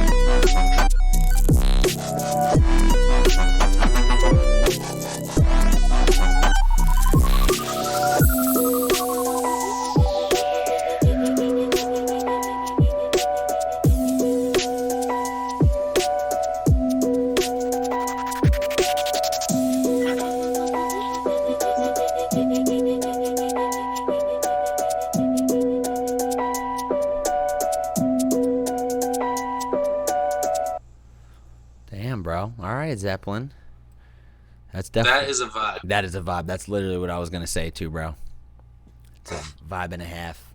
It's, I feel like it would be, you know, like I think I said this in another episode, too. Like, some tunes just, they work so much better as, like, pieces of an EP or something. I feel like that would be a great piece of an EP, like, third or fourth track or something like that. Really switch up a vibe, you know. I've definitely heard different from you, Zeppelin, too. So it'd be, like, really nice to get that, that whole spectrum from you in an EP, and this would definitely show like that kind of part of it too. Whether you know you could get a singer on it or something, or if it's a live tune, you could just fucking throw an acapella on it. You know, like it's gonna go good most places you put it. You know, I think it's going to complement whatever it's going into and out of very nicely.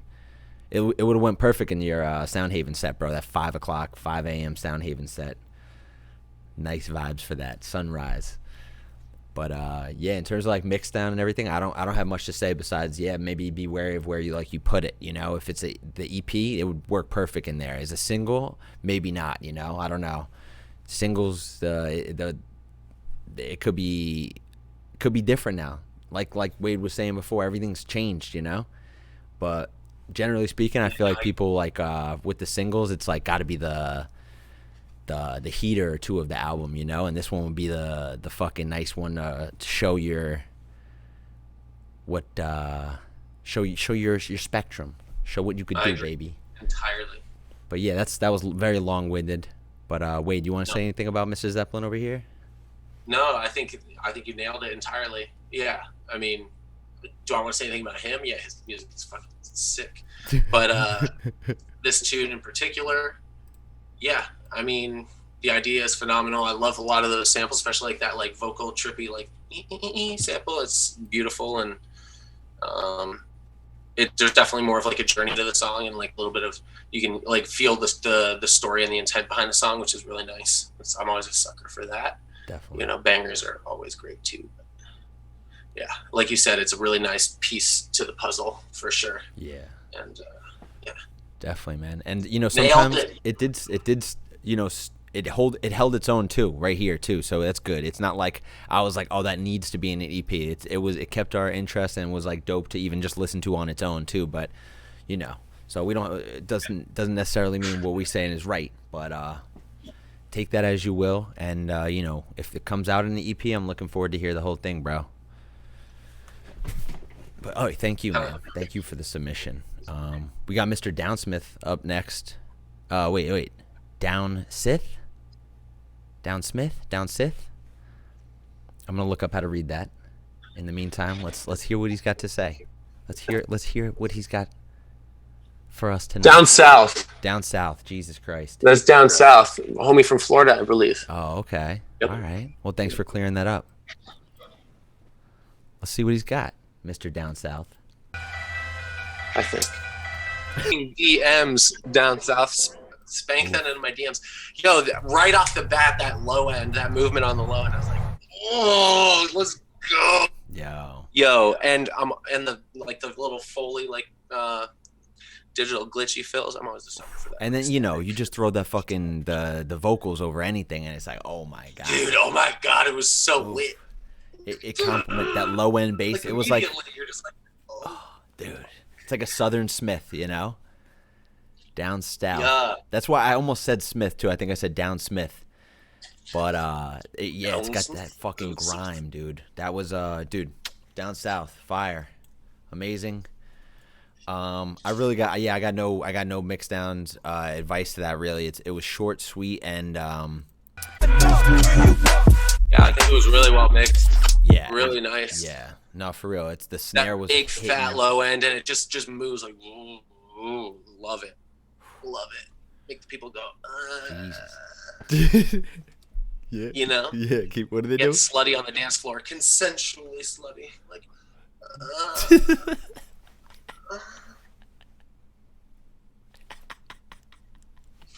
This is awful. Why do you make me do this? No, just kidding.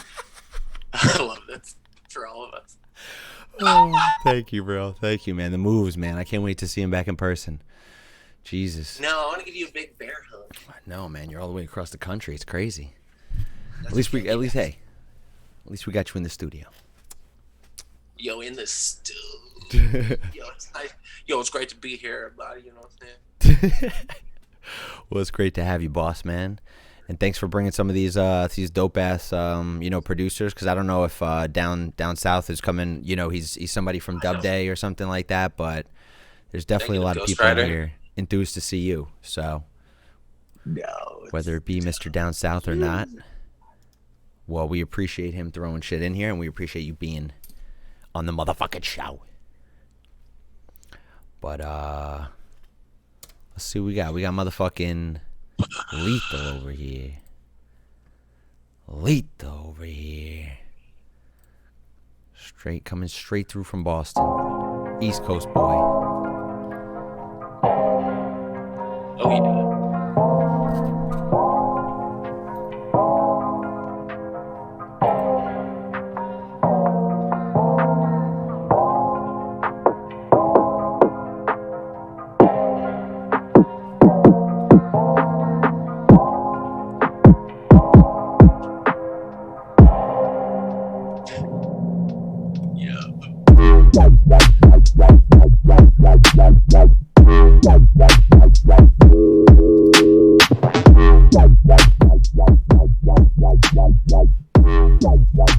Hold on.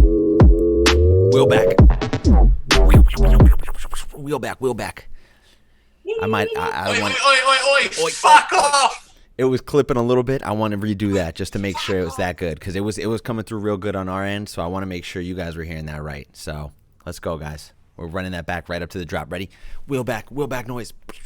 Yeah, that shit was So much heat tonight.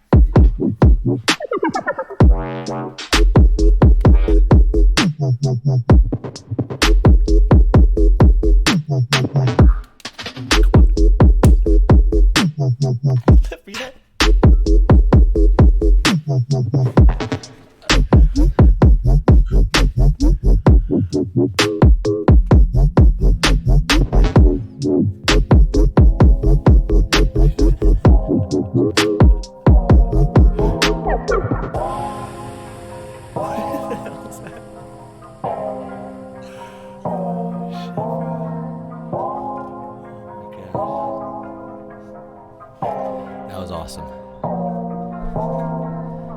Yeah, it was awesome.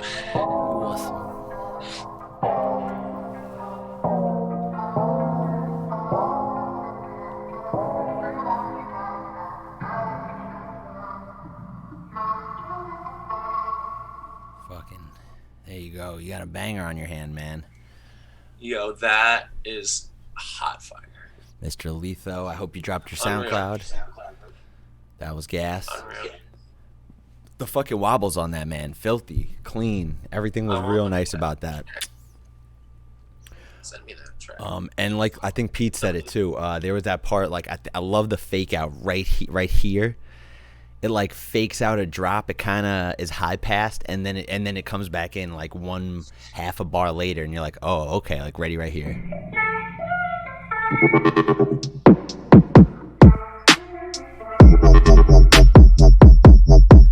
I love that. I love that. It's like a fake out. Makes That's it my makes the favorite. snare hit harder. Snare Makes hit harder. oof. Nice, beautiful. We love the fake out. We love the fake out, man. It's even got the vibe like the chill little airy like vocals in it too, man. So seriously, awesome tune. Can we play it again? We got actually a exuberant amount of submissions tonight, and Mr. Wade is a working man. Look at him. He's got cam appointments to meet. He's got fucking clients to meet. Cam appointments, really? Hey, we're in a Yeah, digital age. Look at this guy. You think people don't want to pay for those foot pics? He wasn't joking. $3 an inch.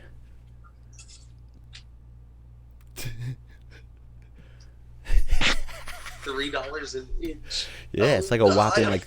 I had $1 for every time I heard that. Have $3. I'd have $3. Oh my God! All right, well, Lito, yo, that was another one. I just don't know what to say about some of these. It's got the vibe there. Everything's perfect about it. Like it doesn't need to be nitpicked. Maybe by somebody a little bit more technically inclined, but not me, not Mr. Wade over here. We're just the looks in this situation. You know what I mean? That's it. I'm just the pretty face. The sex sells clearly. Come on, guys. Sex sells. That's what my professor told me one time in school, and he told me that I could sell sex well, and I was disturbed. You took it and ran with it, and now you're sitting in a bunch of leather khaki legs. Selling sex.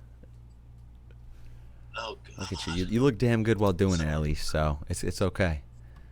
If anyone could do it, it'd be you. It'd be Mr. Wade. I think I would break some Twitch. You think? Showed my thigh. It's all right, man. There's new platforms for it.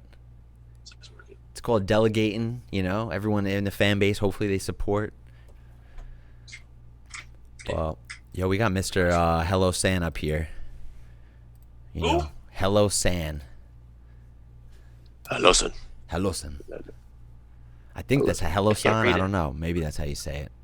But we're gonna roll with it. Onlywade.com. Hell yeah. Yo, Hatrix, he makes great music. Oh shit, okay. All right. Maybe we'll get a hat trick submission. Let's go. Only Wade. DM us for the OnlyFans coupon code. Oh, jumbo.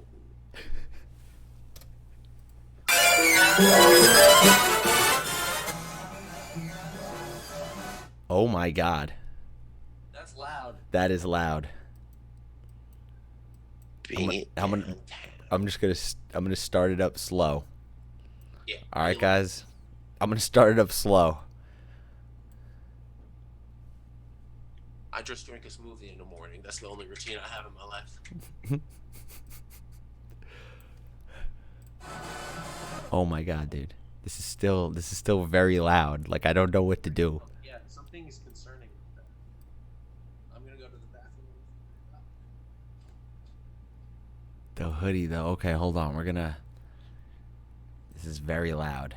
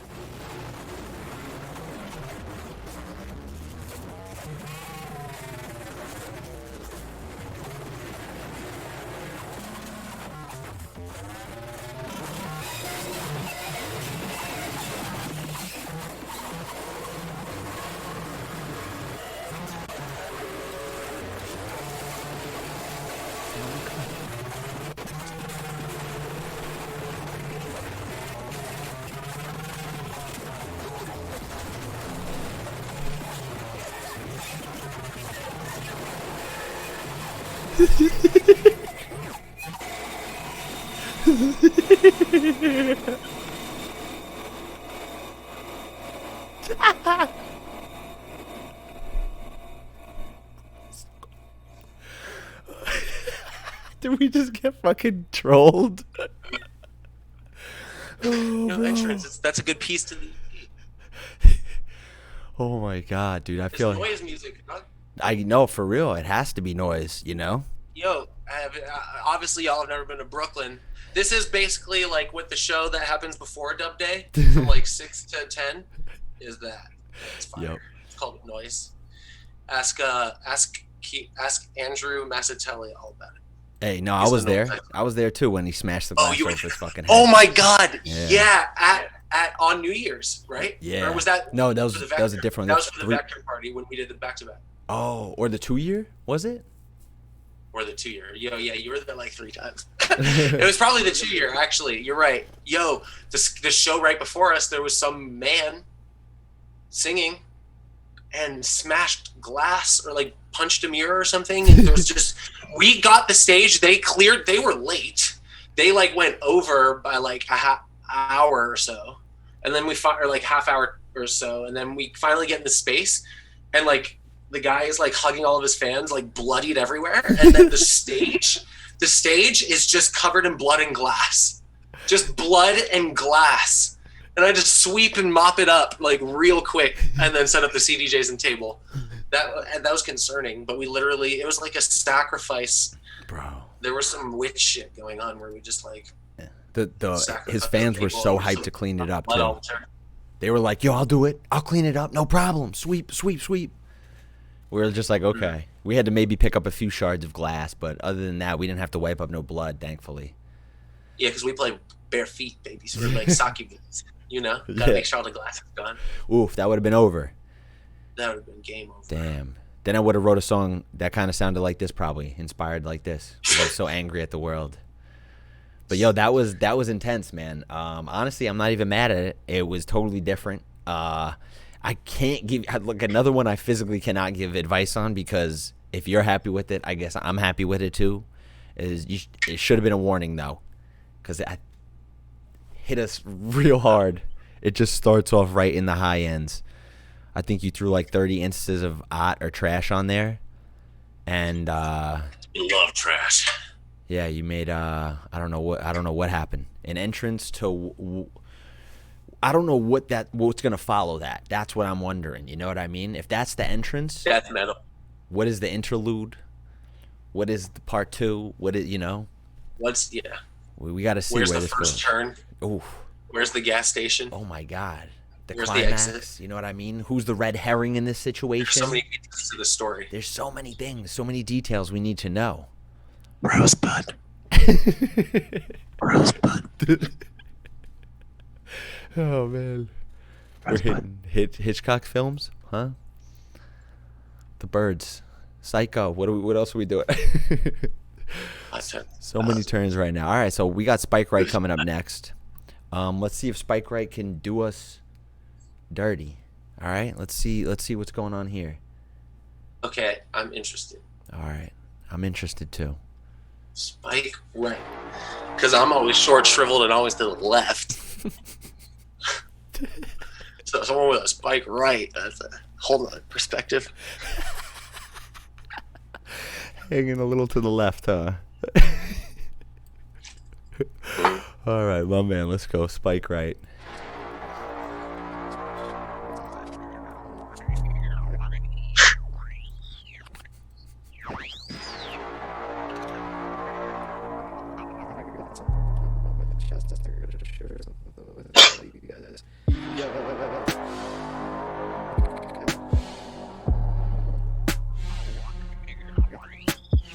Yo, okay, I gotta get something off my chest. I gotta share something with all you guys. If the kick ain't clipping, it's not a banger.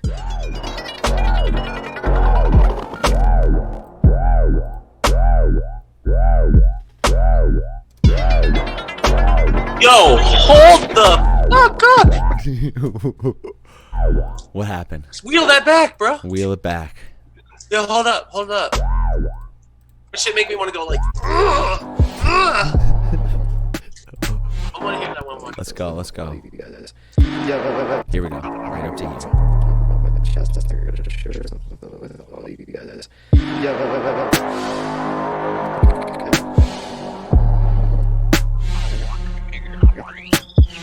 Yo, okay, kick ain't clipping, it's not a banger.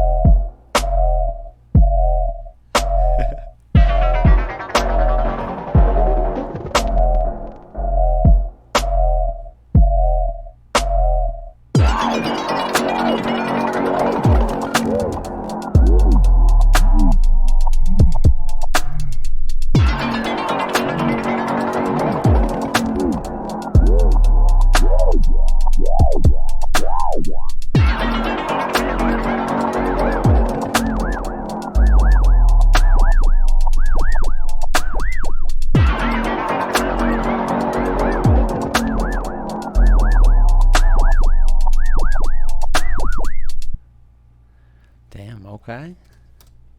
All right. Yeah, All right. I fuck with that. Definitely. I think like the sub bass and the main like womp thing are really nice.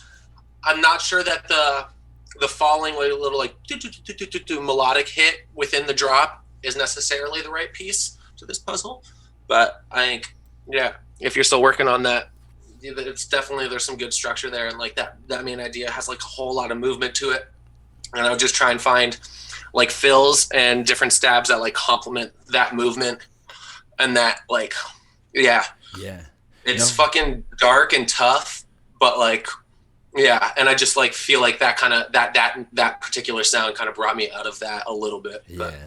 Well, yeah, I definitely dig it too. Yeah, it's got like the right vibe there too, and the bass wobbles too, dark as fuck, man. If maybe utilize more like the LFOs, like a different wobble rate or something, a different LFO rate, and that could just be your that could be a little bit more variety in the whole thing, because it's only a minute. Add a little hops to it. Yeah, either quicker or slower, and that could maybe inspire some fills and shit too, just whether you decide to slow it down or quicken it up. It's got a lot of room to do whatever the fuck you want on it, over it, like whether you throw a acapella, like a little bit of vocals, like who we just complimented on that like 2 or 3 songs ago. Maybe it was just did what? They were was it down? No, it wasn't Down South. I think it was Zeppelin, who had like really dreamy bass. Really dreamy vocals, like up and down. 100%. Like, something like that. I think would really complement it. But I did kind of actually, on the contrary to Wade, I did kind of like the downward thing, but maybe just once. Like maybe that could be the one time you play it once, and that could be when it changes up or something. Like, right. I don't know. I like it, but not within the drop. I think. I think it's nice, and I like the falling sound of it, but it kind of just within the drop. And the repetition of it. Maybe using it just once or sparingly or whatever. Yeah, take all the drums and everything else out, and it's just like a drop, and then you could just go right back into it, and it makes it seem so much harder. Like that's like that's kind of what what's his name did with that EQ too. When he took it out for the first little kick, and then it came back for the snare, and then you just like, oh shit, that comes back hard. It's like he just it's all about like a little bit of variety, I guess, like that. But you still got, it looks like a work in progress. Only a minute and a half, so good shit, man. Hype to hear the rest. Thank you for submission. And next up, we literally got a picture of Wade over here. Look at this guy. Smokestacks. Yo, this is my boy Ethan. Yo, if you are watching the stream, if any of you are watching the stream and you don't follow Smokestacks, please, I implore you, go change your life and follow this man's Smokestacks, aka Research Chemicals. Bro, I'm on this man's Snapchat. This man Snapchats me every day, like two or three songs that he just like makes and finishes. He's so quick with it. Literally, his forgotten whips are like better than most producers' catalogs of released music. Dude, it's just unreal. It's ridiculous, man. It's unreal how he just makes an absolute banger and forgets about it the next day. I'm like, dude, what are you doing? I love you. I love Ethan. I have an entire. Yeah, he sent this whip. It's probably horrid as fuck because it looks like it's a Smokestacks. song. Let's go. I love my long way. But we have a collab EP too. Maybe we'll get through like one of those songs. And it's fucking called 2.5 hours. It's 2.5 hours old, so it's brand new. Let's see what this man's coming through with. And then we could get into the other 2 that I have loaded up of yours too. Yo, yeah, I like one of them, or at least. Okay. Whatever. All right. 2 of them, whatever. Let's see yeah, what we got. let's run see it. what we got. Name Jose. See what we got. It's a long line at the doorway. Sipping taco, get up with the nacho, fucking with a bad vibe, and she go both ways. Turn up the back, take a show day. I never ever see a broke day. Look into the eyes of the dope face. The gang in the grill, it's a 4-way. She go both ways. Hand up the racks up a show day. Hand up the racks up a show day. I never ever see a broke day. Look into the eyes of the dope face. The gang in the grill, it's a 4-way. She go both ways. Hand up the racks up a show day. She go both, she go both ways. She go both ways. Hand up the bad vibe, she bad vibe, she go both ways. She go both, she go both ways. She go both ways. Hand up the bad vibe, she go both ways. Breaks off a show day. I never ever see a bro. Into the eyes of the dope face. The gang in the grill. Oh, breaks off a show. I never ever see a bro day. Into the eyes of the dope face. The gang in the grill, it's a 4-way. She go both ways. Hand up the racks up a show day. She go both, she go both ways. She go both ways. Hand up the bad vibe, she go both ways. She go both, she go both ways. Breaks off a show day. Ever see a bro day. Into the eyes of the dope face. It's a 4-way. The name Jose. Line at the doorway. Sipping taco, get up with the nacho. She go both, hand up the racks up a show day. She go both ways. She go both ways. Bad vibe, she go both ways. She go both, she go both ways. Both ways. She go both ways. Turn up the day. I never L day. Look into the eyes of the dope face. The gang in the grill, it's a 4-way. My name Jose. Line at the doorway. Sipping taco, get up with the nacho, fucking with a bad vibe, and she go both ways. Turn up the racks on the show day. I never ever see a broke day. Look into the eyes of the dope face. The gang in the grill, it's a 4-way. Are you spitting fire? My name Jose. It's a long line at the doorway. Sipping taco, get up with the nacho. I want to get it so that the guests could do it too, man. I don't know. It feels unfair. Look at me. You spit enough fire, all right? How about that? There's enough poetry going around. You don't need physical fire. You're in you're in Cali too, bro. They don't need any more of that. Yeah, we don't need any of that. But holy shit, dude! Like I said, case in point, smokestacks. Yeah. Dude. Fuck. What a G, man. Just another one like with the like rap-esque vocals, you know, like trappy rap, like down south vocals, and it just goes so well over these fucking wubs, dude. This man can manipulate a vocal loop. Oh. Yo, did you write that this morning, Ethan? When did you write that? Yesterday? Today? Holy hell. Yo, let's run one of our collabs. Yeah. And I have a collab EP called Sober and Focused. Play that raw tune. It's a little like slapper. Okay. I think I submitted the Sober and Focused one on one of your things before. Okay. Let's get this up. Bada bing, bada boom. That one was Smokestacks. If you haven't, go give him a follow. That shit was gas. Big Mr. four. Wade. Okay. Which one did you say? Raw? Is it there? Raw. Okay, yeah. Raw. Dude, is that you? Yeah. Is that you as a little kid? Right there? Yeah, that's me in the middle. Yeah. That's my little brother in the left. Yeah. Is Wade? I'm going, ooh, that's me sober and focused. That's the last time I can remember myself sober and focused. That's why that's the temporary placeholder for the EP album art until I can get someone to do that and then we get it signed. Yo, pretty long boy. No, I was pretty long for that age. That was me at age 1. Damn. No, you're not. Shut up, bro. You're age 1.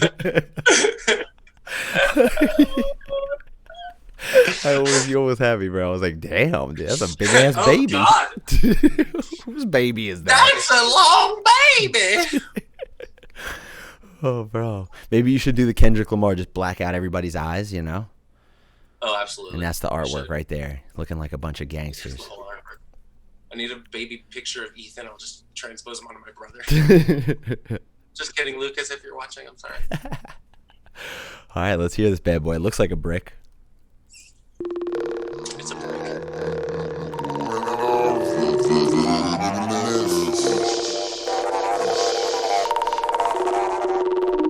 If it's broad, then we might do business.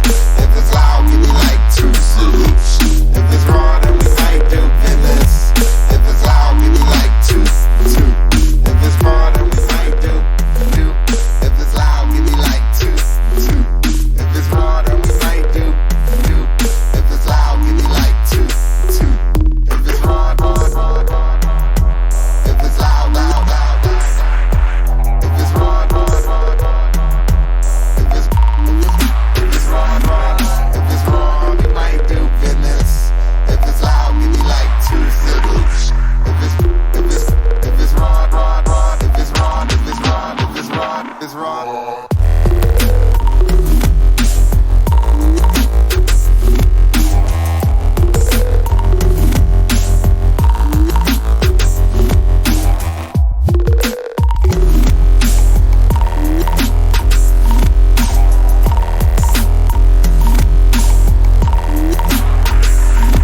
If it's raw, then we might do business. And if we're loud, give me like 2s.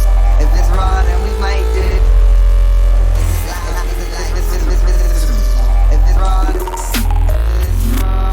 it's raw, if it's raw, if it's raw, if it's raw, if it's if it's raw, if it's raw. It is. If it's raw, It is. if it's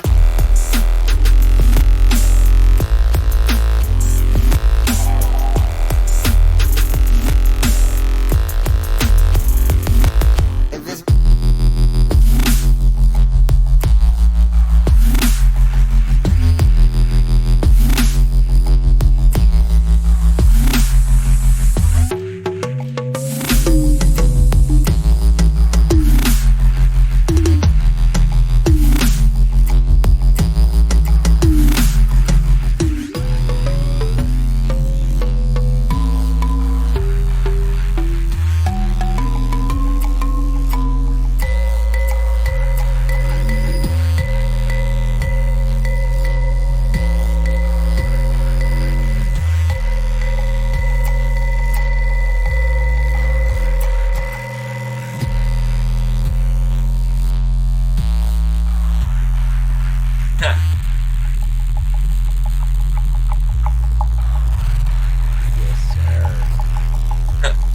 Big one.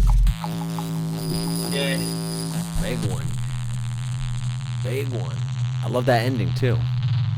Thanks, bro. Nice and like raw. Ba-dum-bum-bum. Wait, that's one with Ethan? That's- Yeah, that's me and Smokestacks. Sorry, it's probably not labeled there, just because I know it. But It is actually down here. I just down scrolled here it down is. here, Yeah. It's still in my. It's private. So Yeah. it's not quite labeled.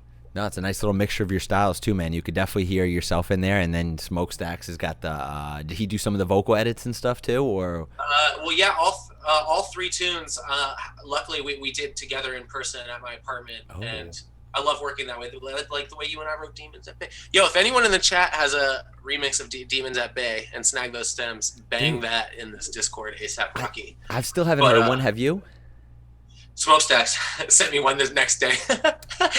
He literally he sent me 2 the next day. He's like, I made 2 remixes of Demons at Bay, completely different BPMs. Wow. Just unreal. He says I got like 3 remixes, LOL. This guy. Fucking guy. And so, yeah. I mean, he did a bunch of the vocal edits. I did too. He showed me some cool techniques actually while we were making that. That was the first tune we ever wrote together. That one. Oh shit. And Yeah, that so one's just as old as Sober and Focused. It's old. No, that one's older. That one we wrote, like a year and a half ago now. Oh wow. At least, maybe almost a year and a half. I've been sitting on that one for almost 2 years now, honestly. Well, it's holding It's been a up. while. But then we wrote another one, and then we wrote Sober and Focused. And yeah, all 3 of them are this EP. But You know exactly like how I was thinking. of when I heard that like cowbell kind of thing, that tong kind of thing you had going on. Yeah, the tom thing. Yeah. Yeah, it's just like pitched up toms. Dude, that's literally what I was kind of thinking that Spike Right maybe could do with that downward thing. Like just one time, maybe it's like the break Literally in thought that between. too. Yeah, no, and that was literally for you to have that after. That was I think that's perfect too, because that's kind of that's exactly where my head was when thinking something like that. Like maybe use it one time, utilize a vibe change up, and then get rid of it. It's such a good sound. Sometimes it hurts to not use it again in a tune, but like I think that's what makes the magic of some of those things too. You know, is like they're only there once. You know, and you're like, oh, that was such a nice sound. Yeah, exactly. But very good lesson to learn. Yeah, man. That's is there a prospective date on you and Ethan's EP? Honestly, I thought I had it done. Because I've been working on finishing them all up. Because we wrote them all on my computer, and so I've been mixing them down. I'm stoked with that one's done. Sober and Focused is done. And then the other one, which I believe is going to be the first track on the EP, it's called How and Why. I thought I was happy with the mix down, and then after having heard it on some different systems and showing some other people, I got some really good feedback, and I want to definitely touch that back up. I just have been too mobile to sit down and do it, but now that I'm here, I think I will. And yeah, I don't know. We'll give it to some label and figure it out, but hopefully soon, man. Hopefully 2020. Oh shit! Yeah, no. There's only a few months left, but that's pretty good. Yeah. I mean, it said 10 months old, right? On that thing. Is that around when they both came to fruition, or like you've been just working on them for way longer than that? Yeah, because I'll upload them and then I just like replace the file so it keeps the same timestamp. So yeah, if it says 10 months ago for Sober and Focused, that's probably when Raw. No, I actually re-uploaded all of those because I had an older version of Raw. That's still probably 2 years old. Oh shit! Okay. 2 years, damn. Honestly, I've been sitting on Sober and Focused since like I was touring in fall. I was playing at places for sure.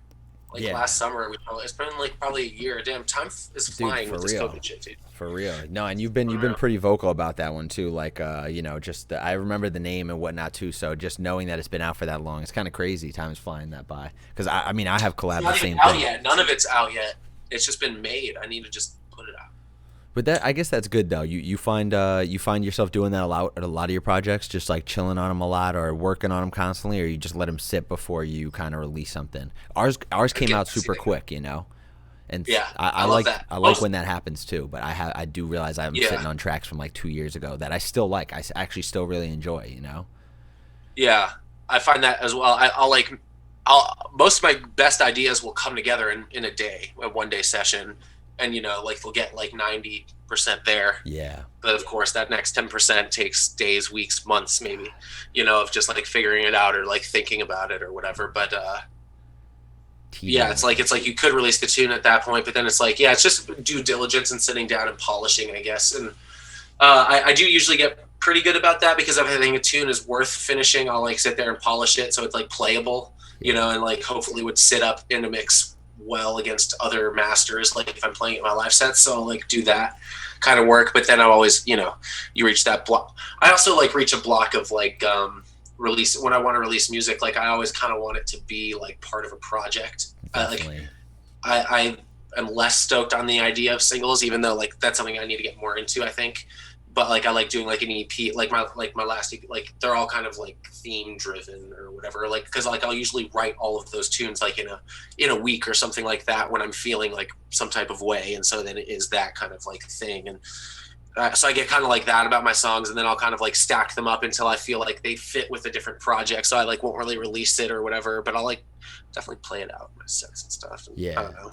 That's important too, though. Is when you get the live, that live feedback, and you just mixing it, and you're like, you might be in love with this part of a song, and then you're like, maybe I could cut it down, or maybe I could fucking move that over or something, And it's like, it's also a really good test too. Is just the live sense, and no one's getting that right now. So I think that's why I keep asking people, like, do you think it's having an effect on the way you make music too? Because we're not getting that live feedback, so maybe we're getting back to our roots, instead of just like what the festival wants or what this show wants, the 9 o'clock slot wants, Yeah, most of the stuff I've been writing has all been like deep, slow, sexy shit, because I've just been like at home fucking around. Like, and that's dope, chilling. man.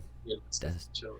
Because I asked Now- actually some people it's been the opposite too. They're like, oh, I've actually been making harder shit now that I'm locked up. You know, now that I'm like in quarantine. I mean, I made a couple bangers, so you should hear one of the recent tracks I made with Kalin, and also the last 2 tracks I made in New York. One was with Kalin, and the other one was like the next day or 2 after that. Okay, yo, let's both, like, get it, bro. 115 BPM, like EPROM type bangers. All right, you know what? So I was gonna say let's save the Smokeland one.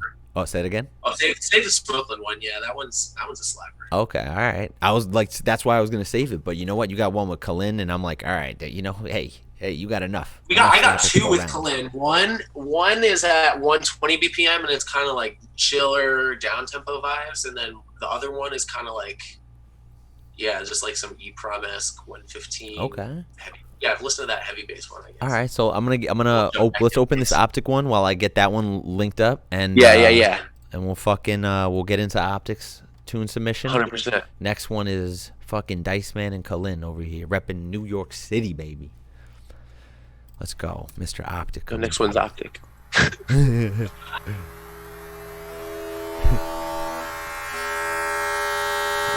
Hard shit.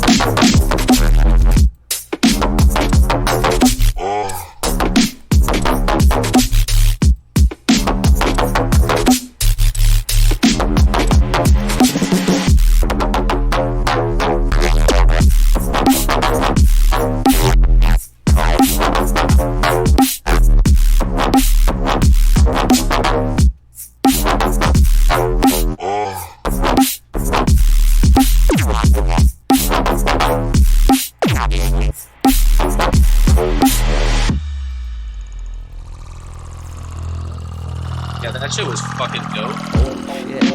Oh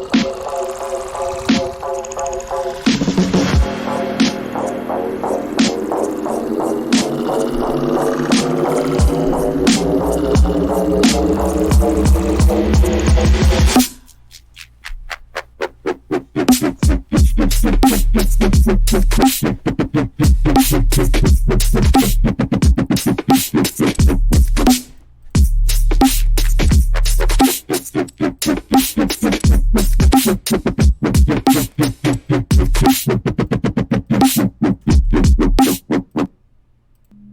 Oh my god. That was a situation. That was That was Oh just my really great. God. Optic He already sick, said that. Nice snare. sicko one. Yeah, nice snare. Optic, thank you for being in here. If you could 100%. drop your SoundCloud, definitely fucking drop that shit.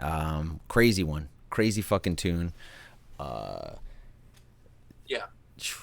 Just wonky as fuck, like dead ass. That's just one that goes way over my head. It's just the production of that is top notch. The flow of it, it's not ungroovy enough. You know what I mean? It's not like, oh, this is too crazy. Like, you're still like, what the fuck?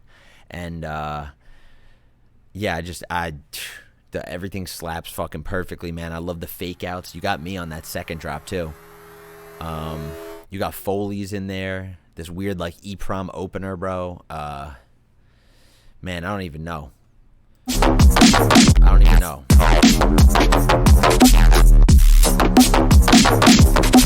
Like, everything slapped, bro. Oh, well done. Yeah. Honestly, big.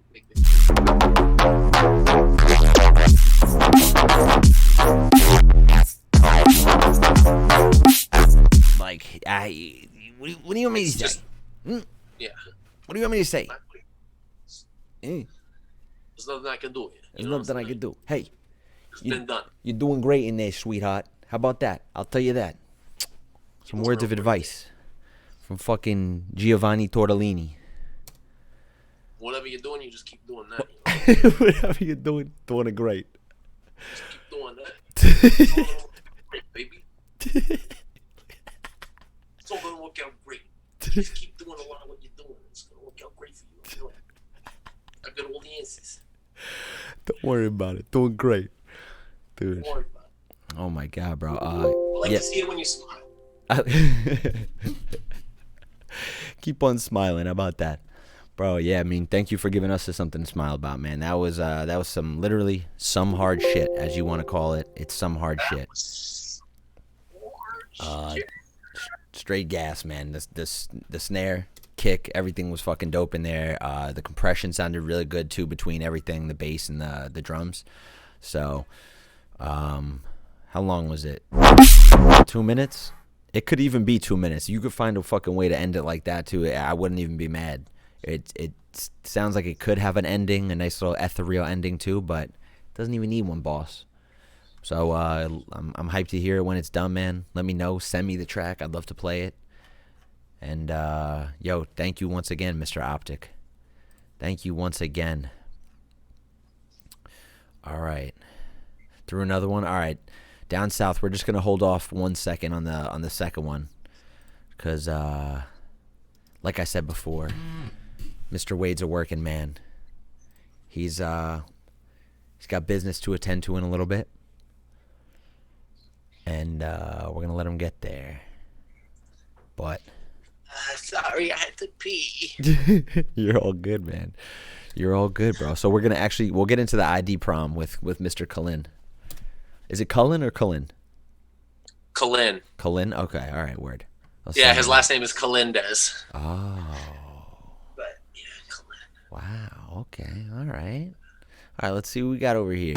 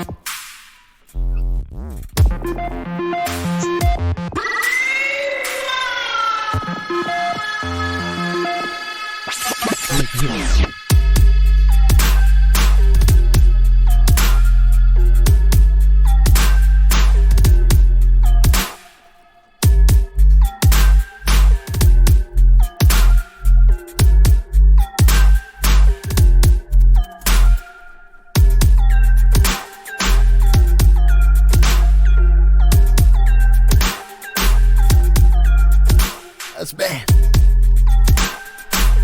Sorry, Twitch. I think actually nipples are okay. I heard that was a lie. Good.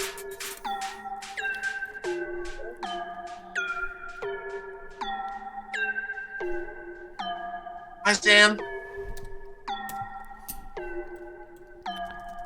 Yeah, that was still freshy. That's like we threw that together in a day, in an afternoon session. Damn. All right. Nice. I like the fucking the classic arpeggiators and shit like that in there. It looks like a brick too, man. You guys a little pseudo master? Yeah. I threw my master chain on there or whatever. I really like this little hold on, wait this part. Thanks. Where's that vocal? But the vocal, that shit was hot, boy.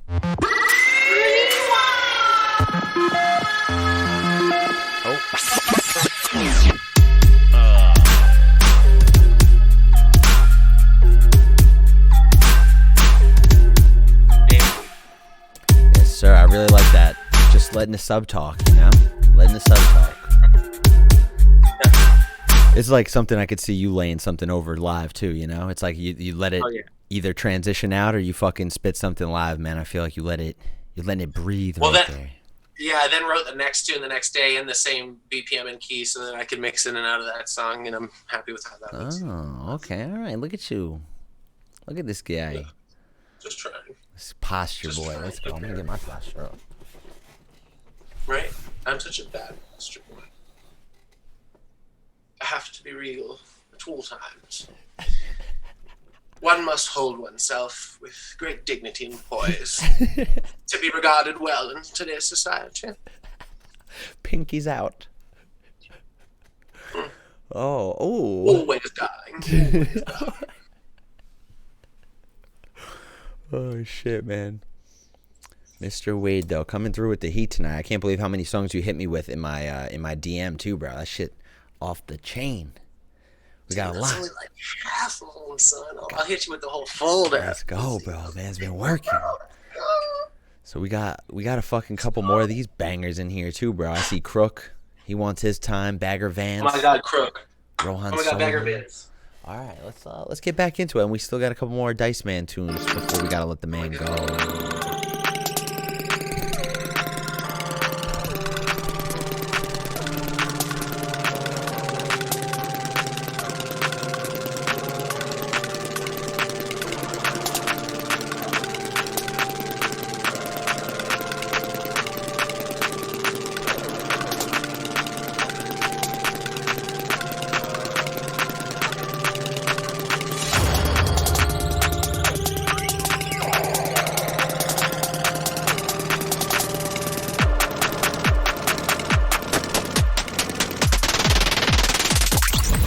I'm gonna kick your ass.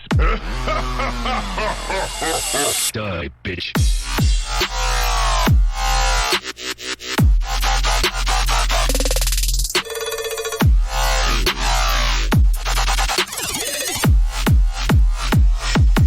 Now I'm really pissed off.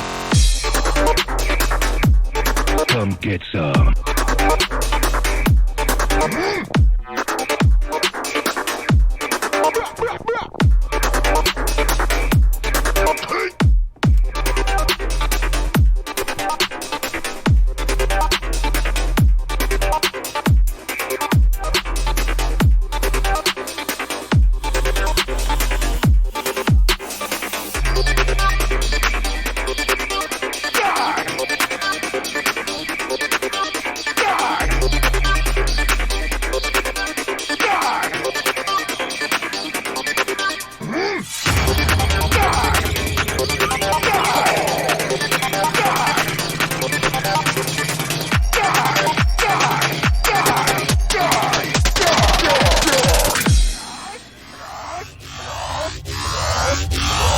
Don't get in my way!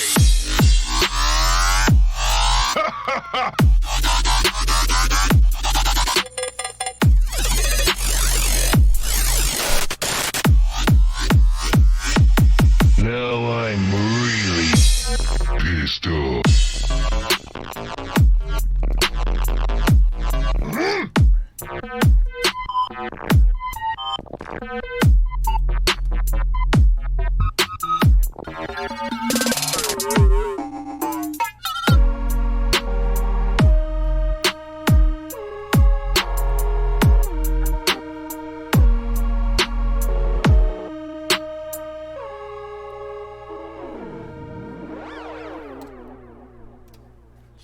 Mr. Whomping Willow. Yes, sir.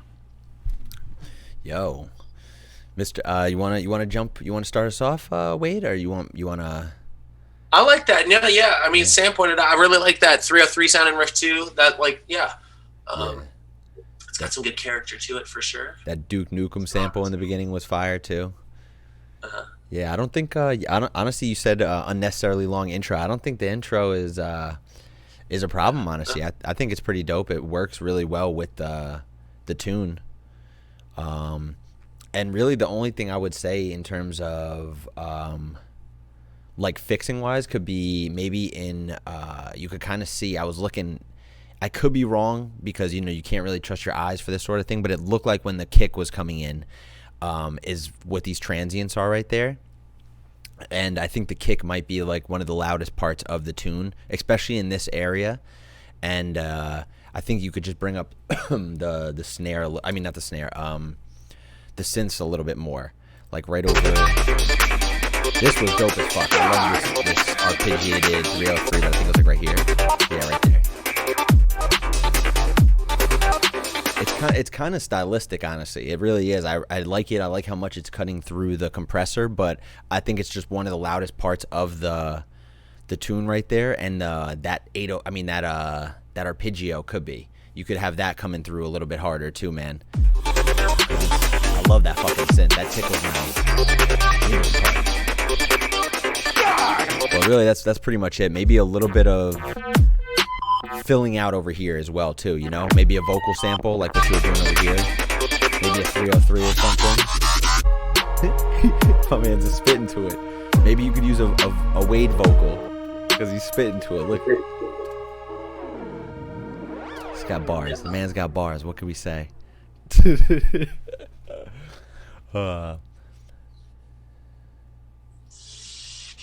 Lovely tune. Okay. So, Mr. Whomping Willow, thank you very much. I appreciate the tune. That shit was fire. I love that 303. Like, G. Jones does it really well. He incorporates it into, like, a newer age of sound. Like, that was definitely what you were doing right there, too. But, thank you, man. I hope you linked us your SoundCloud. Mr. Crook is up next. Yo. Let's see what's good. Keep eye out for man. He's put out a tune. Oh, this is the G major track. No, this is fire. G major is an amazing grime rapper out of Brooklyn. Is it a girl? The whole Earth Gang. Yeah, that's a girl. G major. You'll hear her spit right here. And this is a Crook remix. This shit, honestly, is fucking hard. I think I met her back in the day, like way back in the day. Maybe. She always rock a beanie. She hangs out with Jew. She hangs out with Jew a lot. They went together to rap American Grime out in Outlook last year and like some boat parties and stuff. I don't know. He fucks with them hard. Like every time. Last time Jumanji came up to New York, he like stayed like 3 days at my house, and we spent like a whole day at their house because they were filming a music video for a tune they have together. Oh, G Major, dude! I just googled her. Yeah, I 100% know this girl. Yeah, she's awesome, dude. She's a badass. Yes, sir. Oh, look, and the first thing that come up is G Major and MC Jumanji. Sick. Let me throw this on the screen. It's not on the right screen. There we go. Boom. Yeah, I'm in that video there. Oh, you're in this one? No. This one?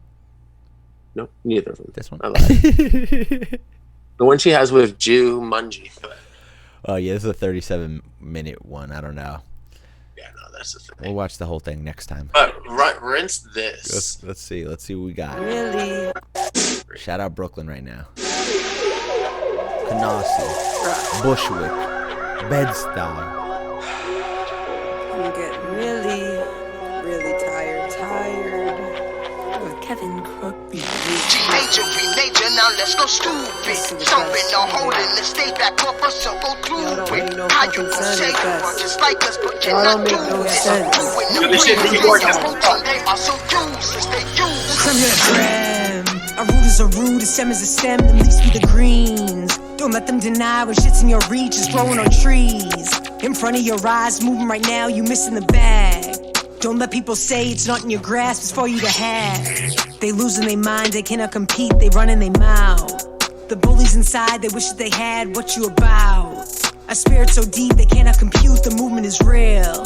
So take what you have, double the math, and fuck how they feel. Fuck how they feel, son. You ain't got no bread to pay for the stew. The fuck is you here, son?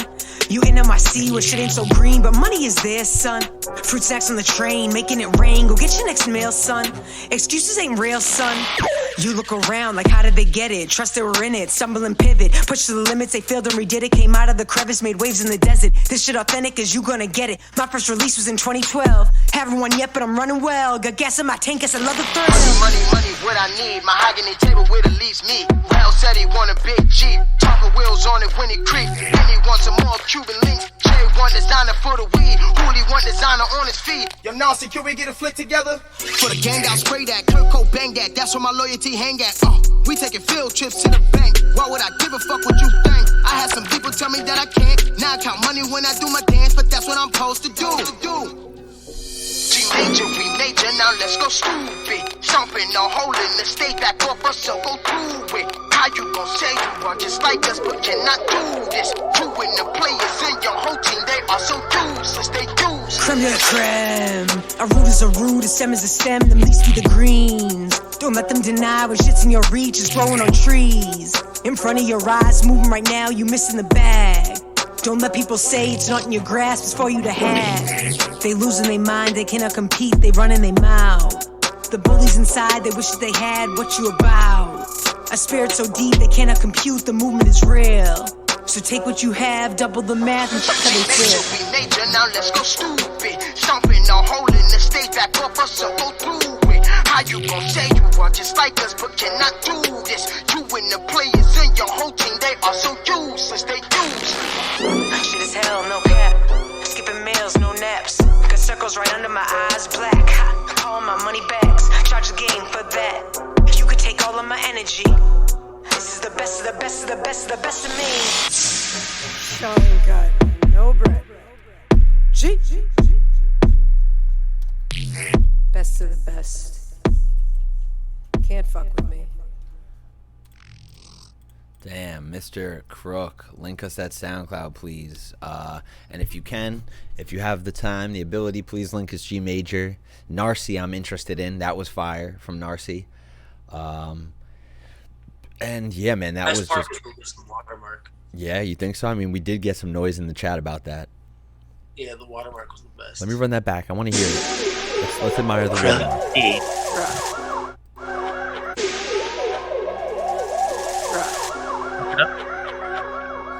Is that it? I'm getting really The little one in the beginning? tired of Kevin Crook being G major, we major, now let's go Kevin Crook beat. It's right at the beginning there? You had to put in the Kevin. Huh? Wow. Okay. No, that was dude. A fire, man. That does not sound like it's coming out of Brooklyn. Let me tell you that. You know, that does not. It's not the normal hip hop Brooklyn sound. You know. I don't know. It blew his lips off, man. It blew Wade's lips off, dude. I am just Illinois. It's literally knocked my lips straight off.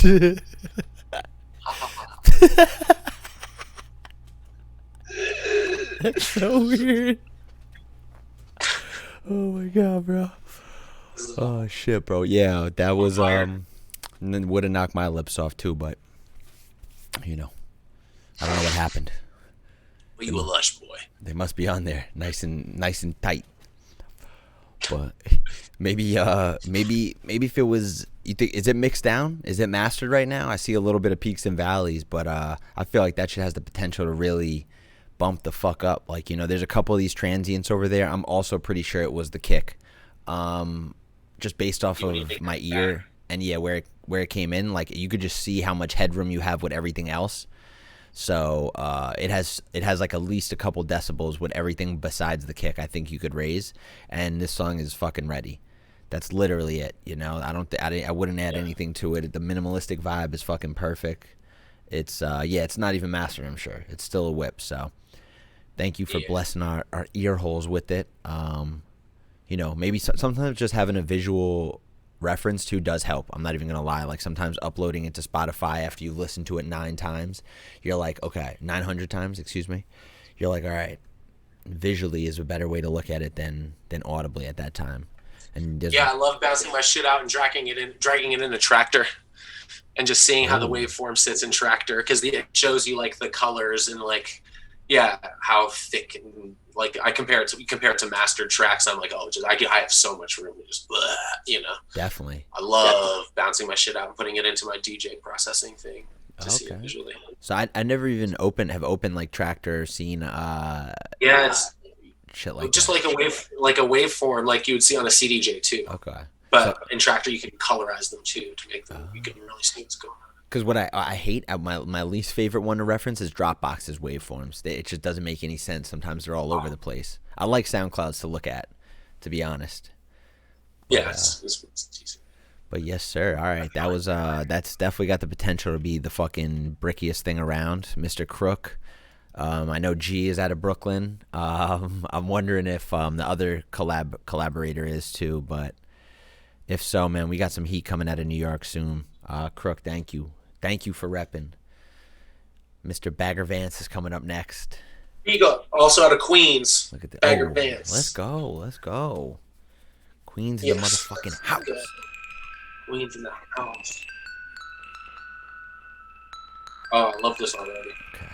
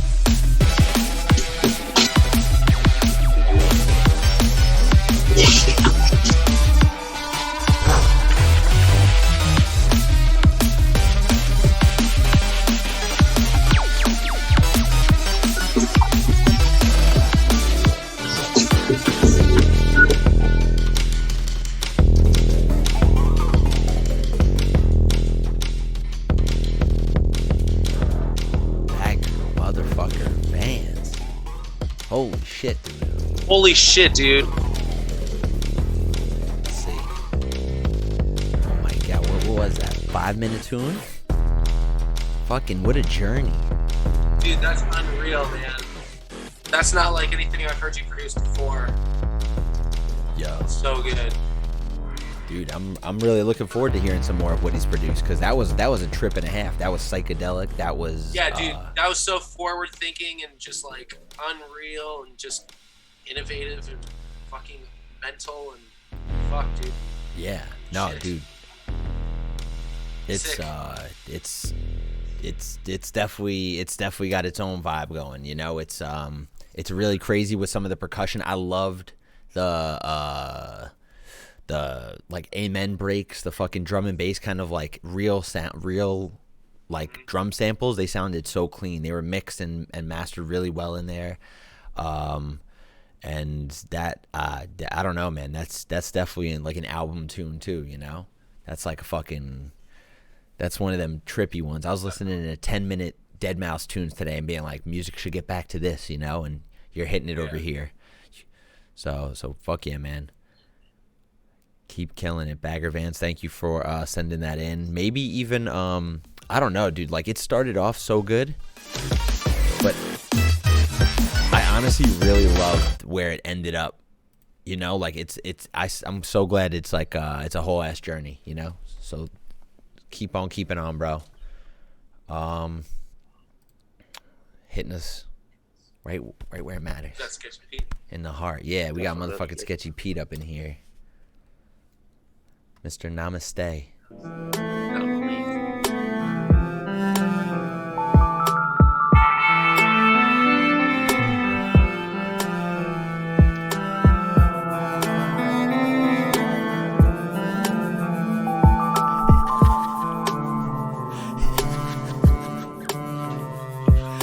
Shouldn't be driving. Get him in the back.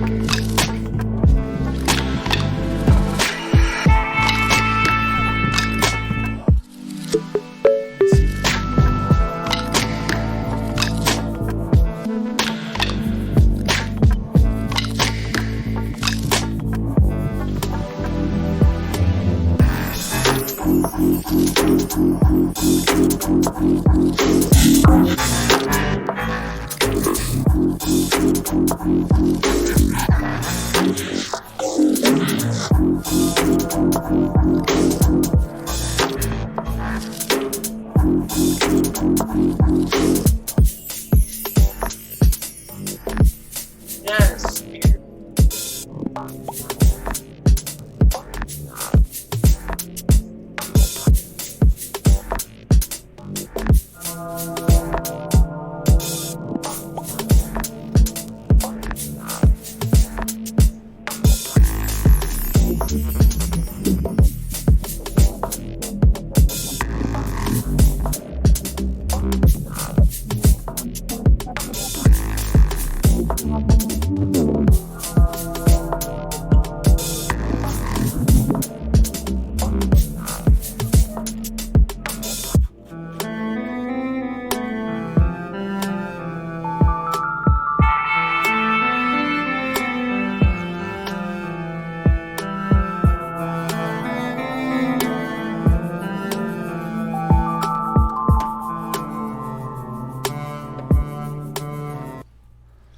Motherfucking Sketchy Pete, yo, you talk about range, you know, and Sketchy Pete is definitely one of those people who's come in here and just like not been afraid to just not send us weird things that he's rapped over, things that we could take a pick on and stuff. So, you know, it's so fire, man. That was a real dope one too. Like someone said blues type beat, like, and it's definitely like a bassy bluesy type deal, you know. So I fucking appreciate the shit. I want to hear conscious rapper on that shit. At first I was like, oh my god, this is just so smooth and yo, for real. Fuck that up. And then it came in all blubby and I was just, I love you, Peter. You know what though, like, yo, he came in here 2-3 weeks ago. I think it was with maybe it was with Born Eye for that one, but he came in here and fucking dropped one that he rapped over too, and I was like, oh shit, man. It was like minimalistic, nice. Not like, you know, a rapper on the track, but it was like it complemented the tune so well. So I feel like I mean, that one didn't need it. I think it had enough. It had enough. Like, honestly, it was so good with the minimalist vibes. It was vibey when it needed to be hard and bassy, and then it was real chill and and dope, you know, and dope. Absolutely. But yeah, man, the same kind of thing. You know, you got some room with the transients and headrooms and stuff, so you could kind of bring that out. But it's a song that doesn't need to fight the motherfucking loudness war. You know what I mean? It doesn't need to. So if you want to leave it there, it could just be that vibe too. But I appreciate you fucking dropping another tune in here, man. You're killing it, bro. Sketchy Pete, dude. We love to have you in here. Shout out. We love to see it. Shout out Sketchy Pete. Shout out. Yo, we have a collab together. It was on one of his albums. I did some poetry over one of his interlude tracks. You can just go check it out. Really? Yeah. Okay. Wait, I got to turn you up a little bit. Oh. You said you guys have a track? Yeah. He put on his EP that came out maybe like a year ago. So, but yeah, I did some poetry over one of his interlude tracks on the EP. Actually, I remember that, dude. That was one of my. The only time I've ever done a poem on someone else's track. Yo, that spoken word. It honestly made me think differently about, like, you know, the way about releasing music and collabing too. I'm over here like, oh, we need to fucking make a banger. We need to make another Demons, and it's like, nah, we can make some anything, you know. Yeah, anything. Hit them where they don't even know what's going on, you know. No. But yeah, hey, you know who's about to hit us? What we don't know what's going on is motherfucking Kyoto. He's got a tune for us too right here. Stacy Juke. It's called Stacy Juke My Anus. Unless I'm not reading that right. But hey, let's get to it. You skipped mine? Okay, I might have, but I have yours opened up. I think I opened it up. Dem check. Yeah, here it's open. I got yours, boss. Don't worry. Just didn't go in order real quick. But here we go. We're getting to it. I'm going to have to turn it down because I know this boy master's loud. It's a fat boy master. Rohan, no. We got all yours. We got all yours, guys. You can see it. Look, boom, boom, boom, boom, boom, boom. There we go.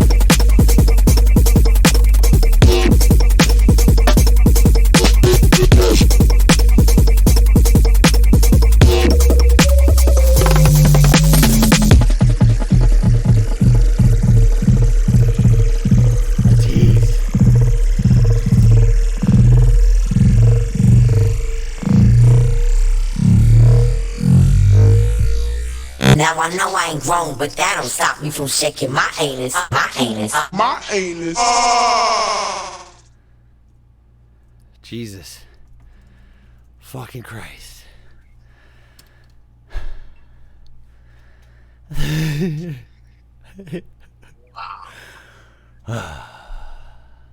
What a tease, too.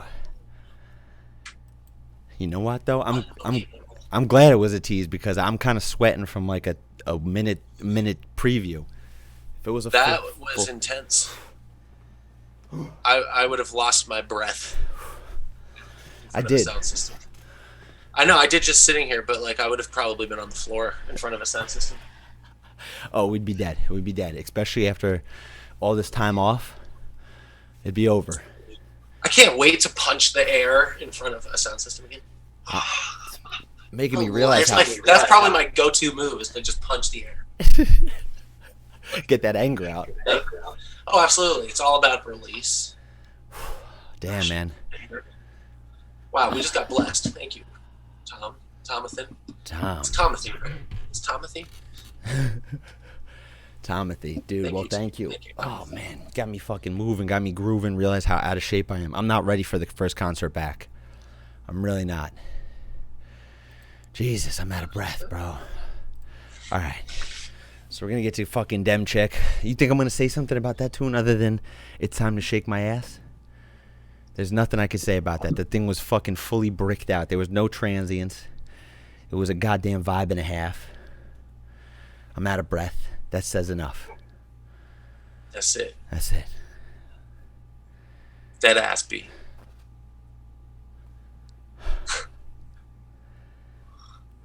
Oh, man. All right, here we go.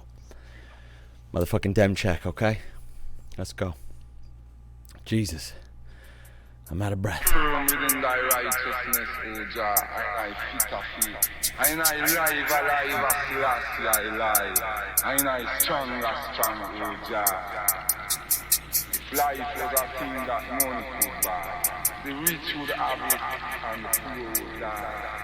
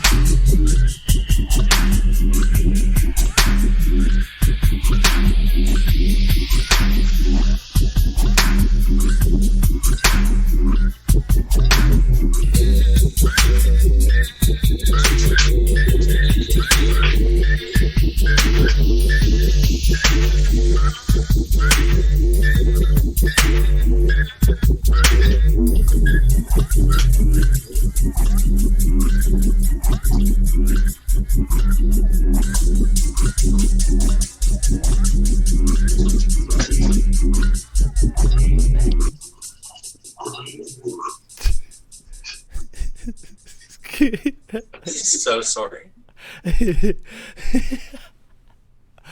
I was trying to show the track, and I see this guy in the background just deep throating the mic, and I'm like, all right, I gotta show. That's the best reaction we could have shown, you know? Fuck it. That's the one. That's the one, guys.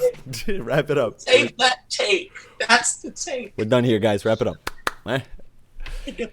Dem Check, man. All right, with the fucking. That was big. That was I big. like that. Yeah, and I was, it had a good amount of variation in the bass too. So, that's usually Exactly. Yeah, it's usually critique, I would say, is like, switch up the bass, maybe LFO, and it changed up when it need to. Maybe one thing I would say too is just have a second or two of like nothing, maybe nothing but the drums or a fill or something a little bit different. There was bass for probably subtract a little bit. Yeah, a little bit of subtraction. 36 to 2 minutes and 40 seconds. So there's about like 2 minutes of like driving bass, and right here I really like what you do with the fading out and stuff. Maybe you could do a little bit more of that a little bit sooner, just to have it fake out, come back in a little bit harder. It'll help with the monotony of 2 minutes of bass. But You do love sub a little too. Hey, maybe it could just be the sub and something like that, you know? So, I don't know. It's a great tune regardless, man. So this is just take that with a grain of salt. And, Definitely. yeah, I don't know if you want to add on to that or anything like that, but that's definitely, that's pretty much all I got to say. It sounds fucking great. Yeah, no, great movement. Held my interest, for sure. Definitely. Mr. Demcheck, always coming through, bro. All right. So we got motherfucking Rohan Solo coming up next. We're going to get back to Elevate because I skipped him last week, and then we'll listen to another one of your tunes, maybe the Smokeland one right here that we got lined up. Okay. Let's go, Mr. Rohan Solo. Let's go.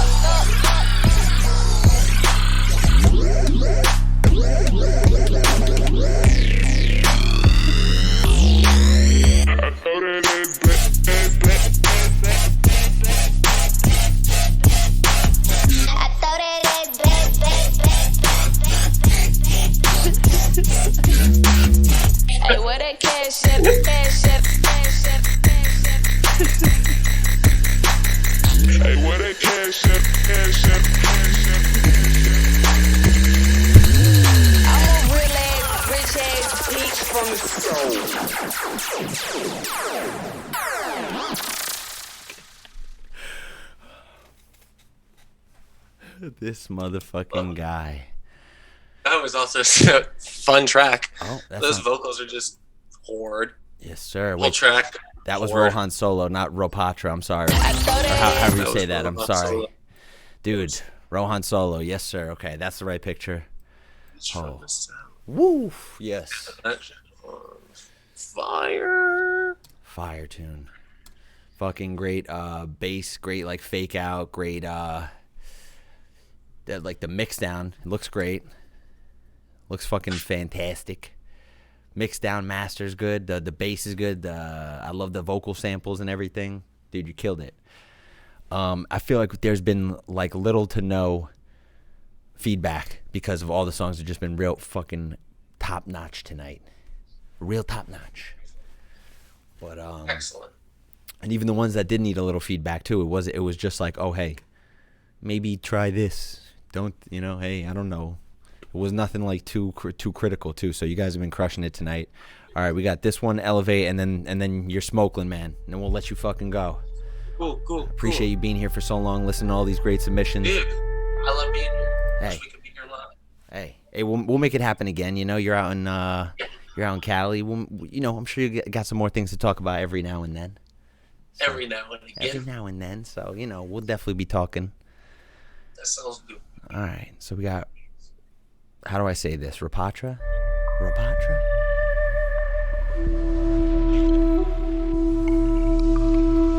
You are the new student. Come closer. Come closer.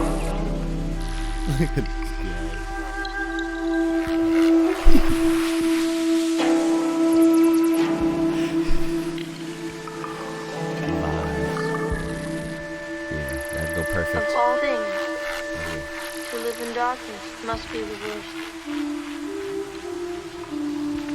Fear is the only darkness.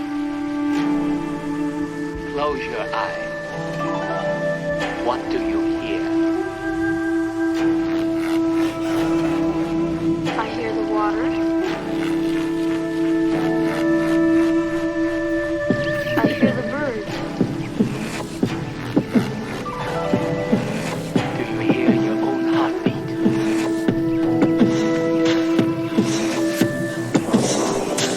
What's wrong?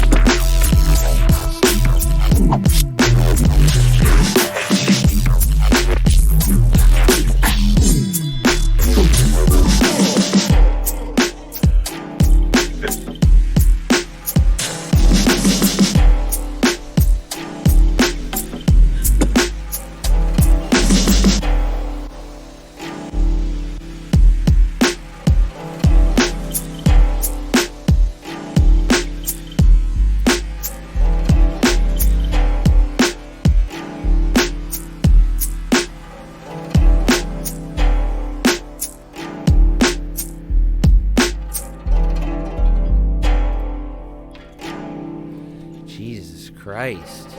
That was great. I really love the intro to that track. Just sucks you right in, and it was just really fun banger.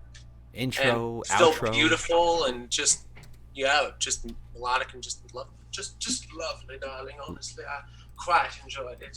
I'd love to hear more.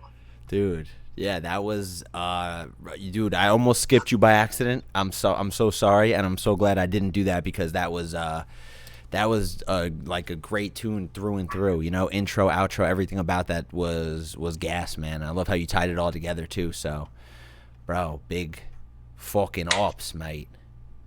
Big ops.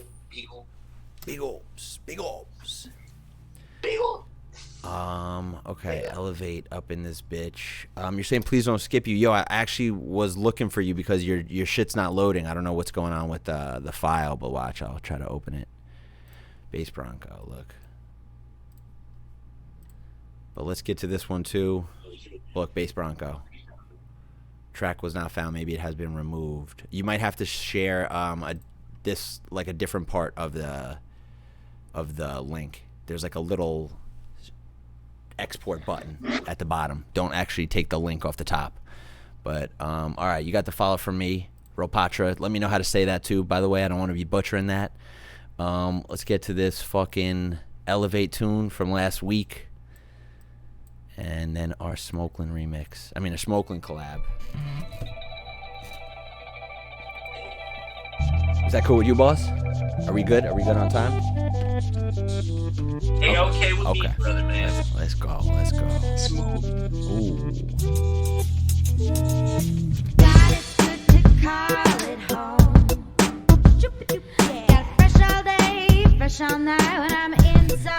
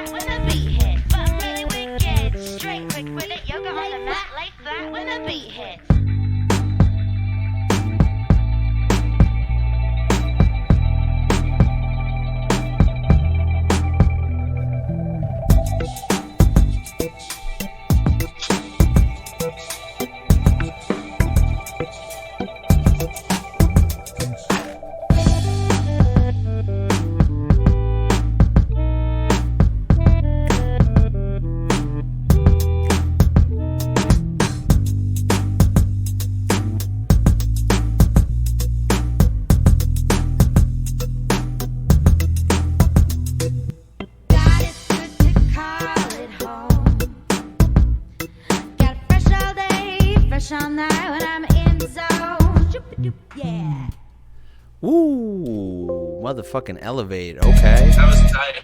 Yeah. That song was nice. It was like obviously really smooth, but like didn't feel forced, like we're overproduced or anything. It's just like nice fucking song. Yeah. Nice. It sounds like a sample too, but it says featuring Jane, so I'm assuming that's what those vocals were on it, and that was dude, vibes for sure, man. Like you know, I always assume we're going to the smoke box with one of your tunes, man. Sometimes you prove that point right. Sometimes I'm pleasantly surprised, but thank you for always fucking hitting the nail on the head, man. This is definitely vibes for sure.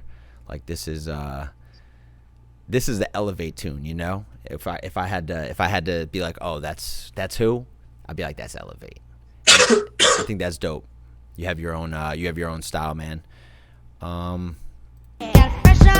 Yeah, it's like another thing. Maybe you guys could even talk about like mastering in the pop sense too, because I've actually had like a couple of your tunes and been like, oh, you don't need to worry about the loudness war. But I feel like with your side project with Sabrina Stones, you're kind of probably a little bit more inclined to have a loudness war element to it, you know, and just master and mix tunes a little bit louder than, you know, maybe this would be mixed or something, you know. Right. You still see that prevalent with the pop. I feel like now more than ever, it needs to be that loud, you know? Yeah, I changed my mix down a lot. Also, I like re-listened to some Billie Eilish shit recently, and like, dude, her sub slaps like in a few songs, you know, and just like absolutely slaps, and like, but like in a really like clean and deep way. Whereas like if you had just like a little distortion or a little grit, like a little pushy overdrive, whatever, a little more. But like, yeah, it's been interesting, just like. Definitely, you know, had to remix. You know, once I thought I had everything done, you know, you remix the vocals to be louder. You know, that's like because that's a, you know, for that kind of music, that's like the driving. The main part, the main thing you should be focusing on. Whereas with us, we're like, we want bass. Snare is gonna be the best part of the song.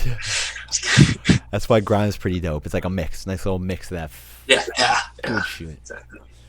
But all right, we got one last viewer submission. It's by Bass Bronco. He re-uploaded for us. It looks like a goddamn fatty boom batty. Cool. And then we'll get to the Smokeland and let you go, my man. So Sounds good. all right, let's hear what Bass Bronco got for us.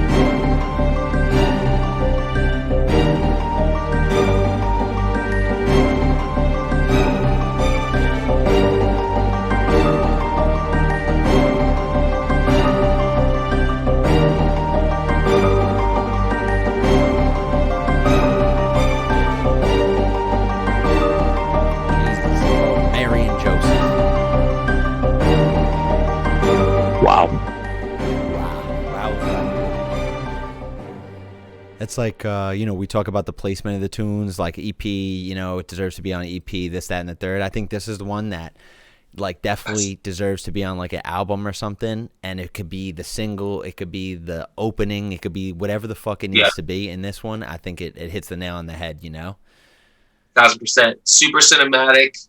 Fucking production is insane. Super clean. Like, incredible movement. Yo, bang this in my DMs. That shit is fucking unreal. Yeah, for real, man. And we came to the discovery this guy got under 100 followers right now too. So that's yeah, insane, bro. We're gonna have to go hit him with the follow because Bass Bronco, that was awesome. Thank you for the re-upload, man. That was oof, hats off, bro. Big up.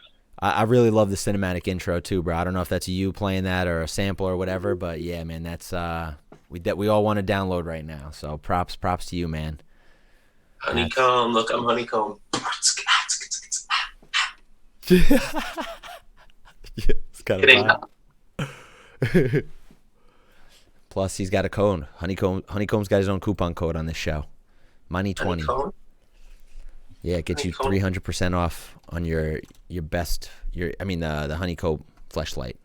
The stamina. I'm a co-man, bro. The stamina boosting fleshlight. Dude. All right, you want to do one more there, Gay? Yeah, this is the last one, huh? This is how we're gonna cap off the night. A motherfucking Smokeland collab. Yeah, I made this with them in Harry's living room. Look at that. Look at that. Tempe. All right. Look at these guys. Mm-hmm. See what we got over here. Is this loud or... What happened? Where is it? Okay, sound's off. That's what's happening. We're gonna listen to this with the sound off, on the volume off, just like Pootie Tang would. That could be fire. All right, here we go.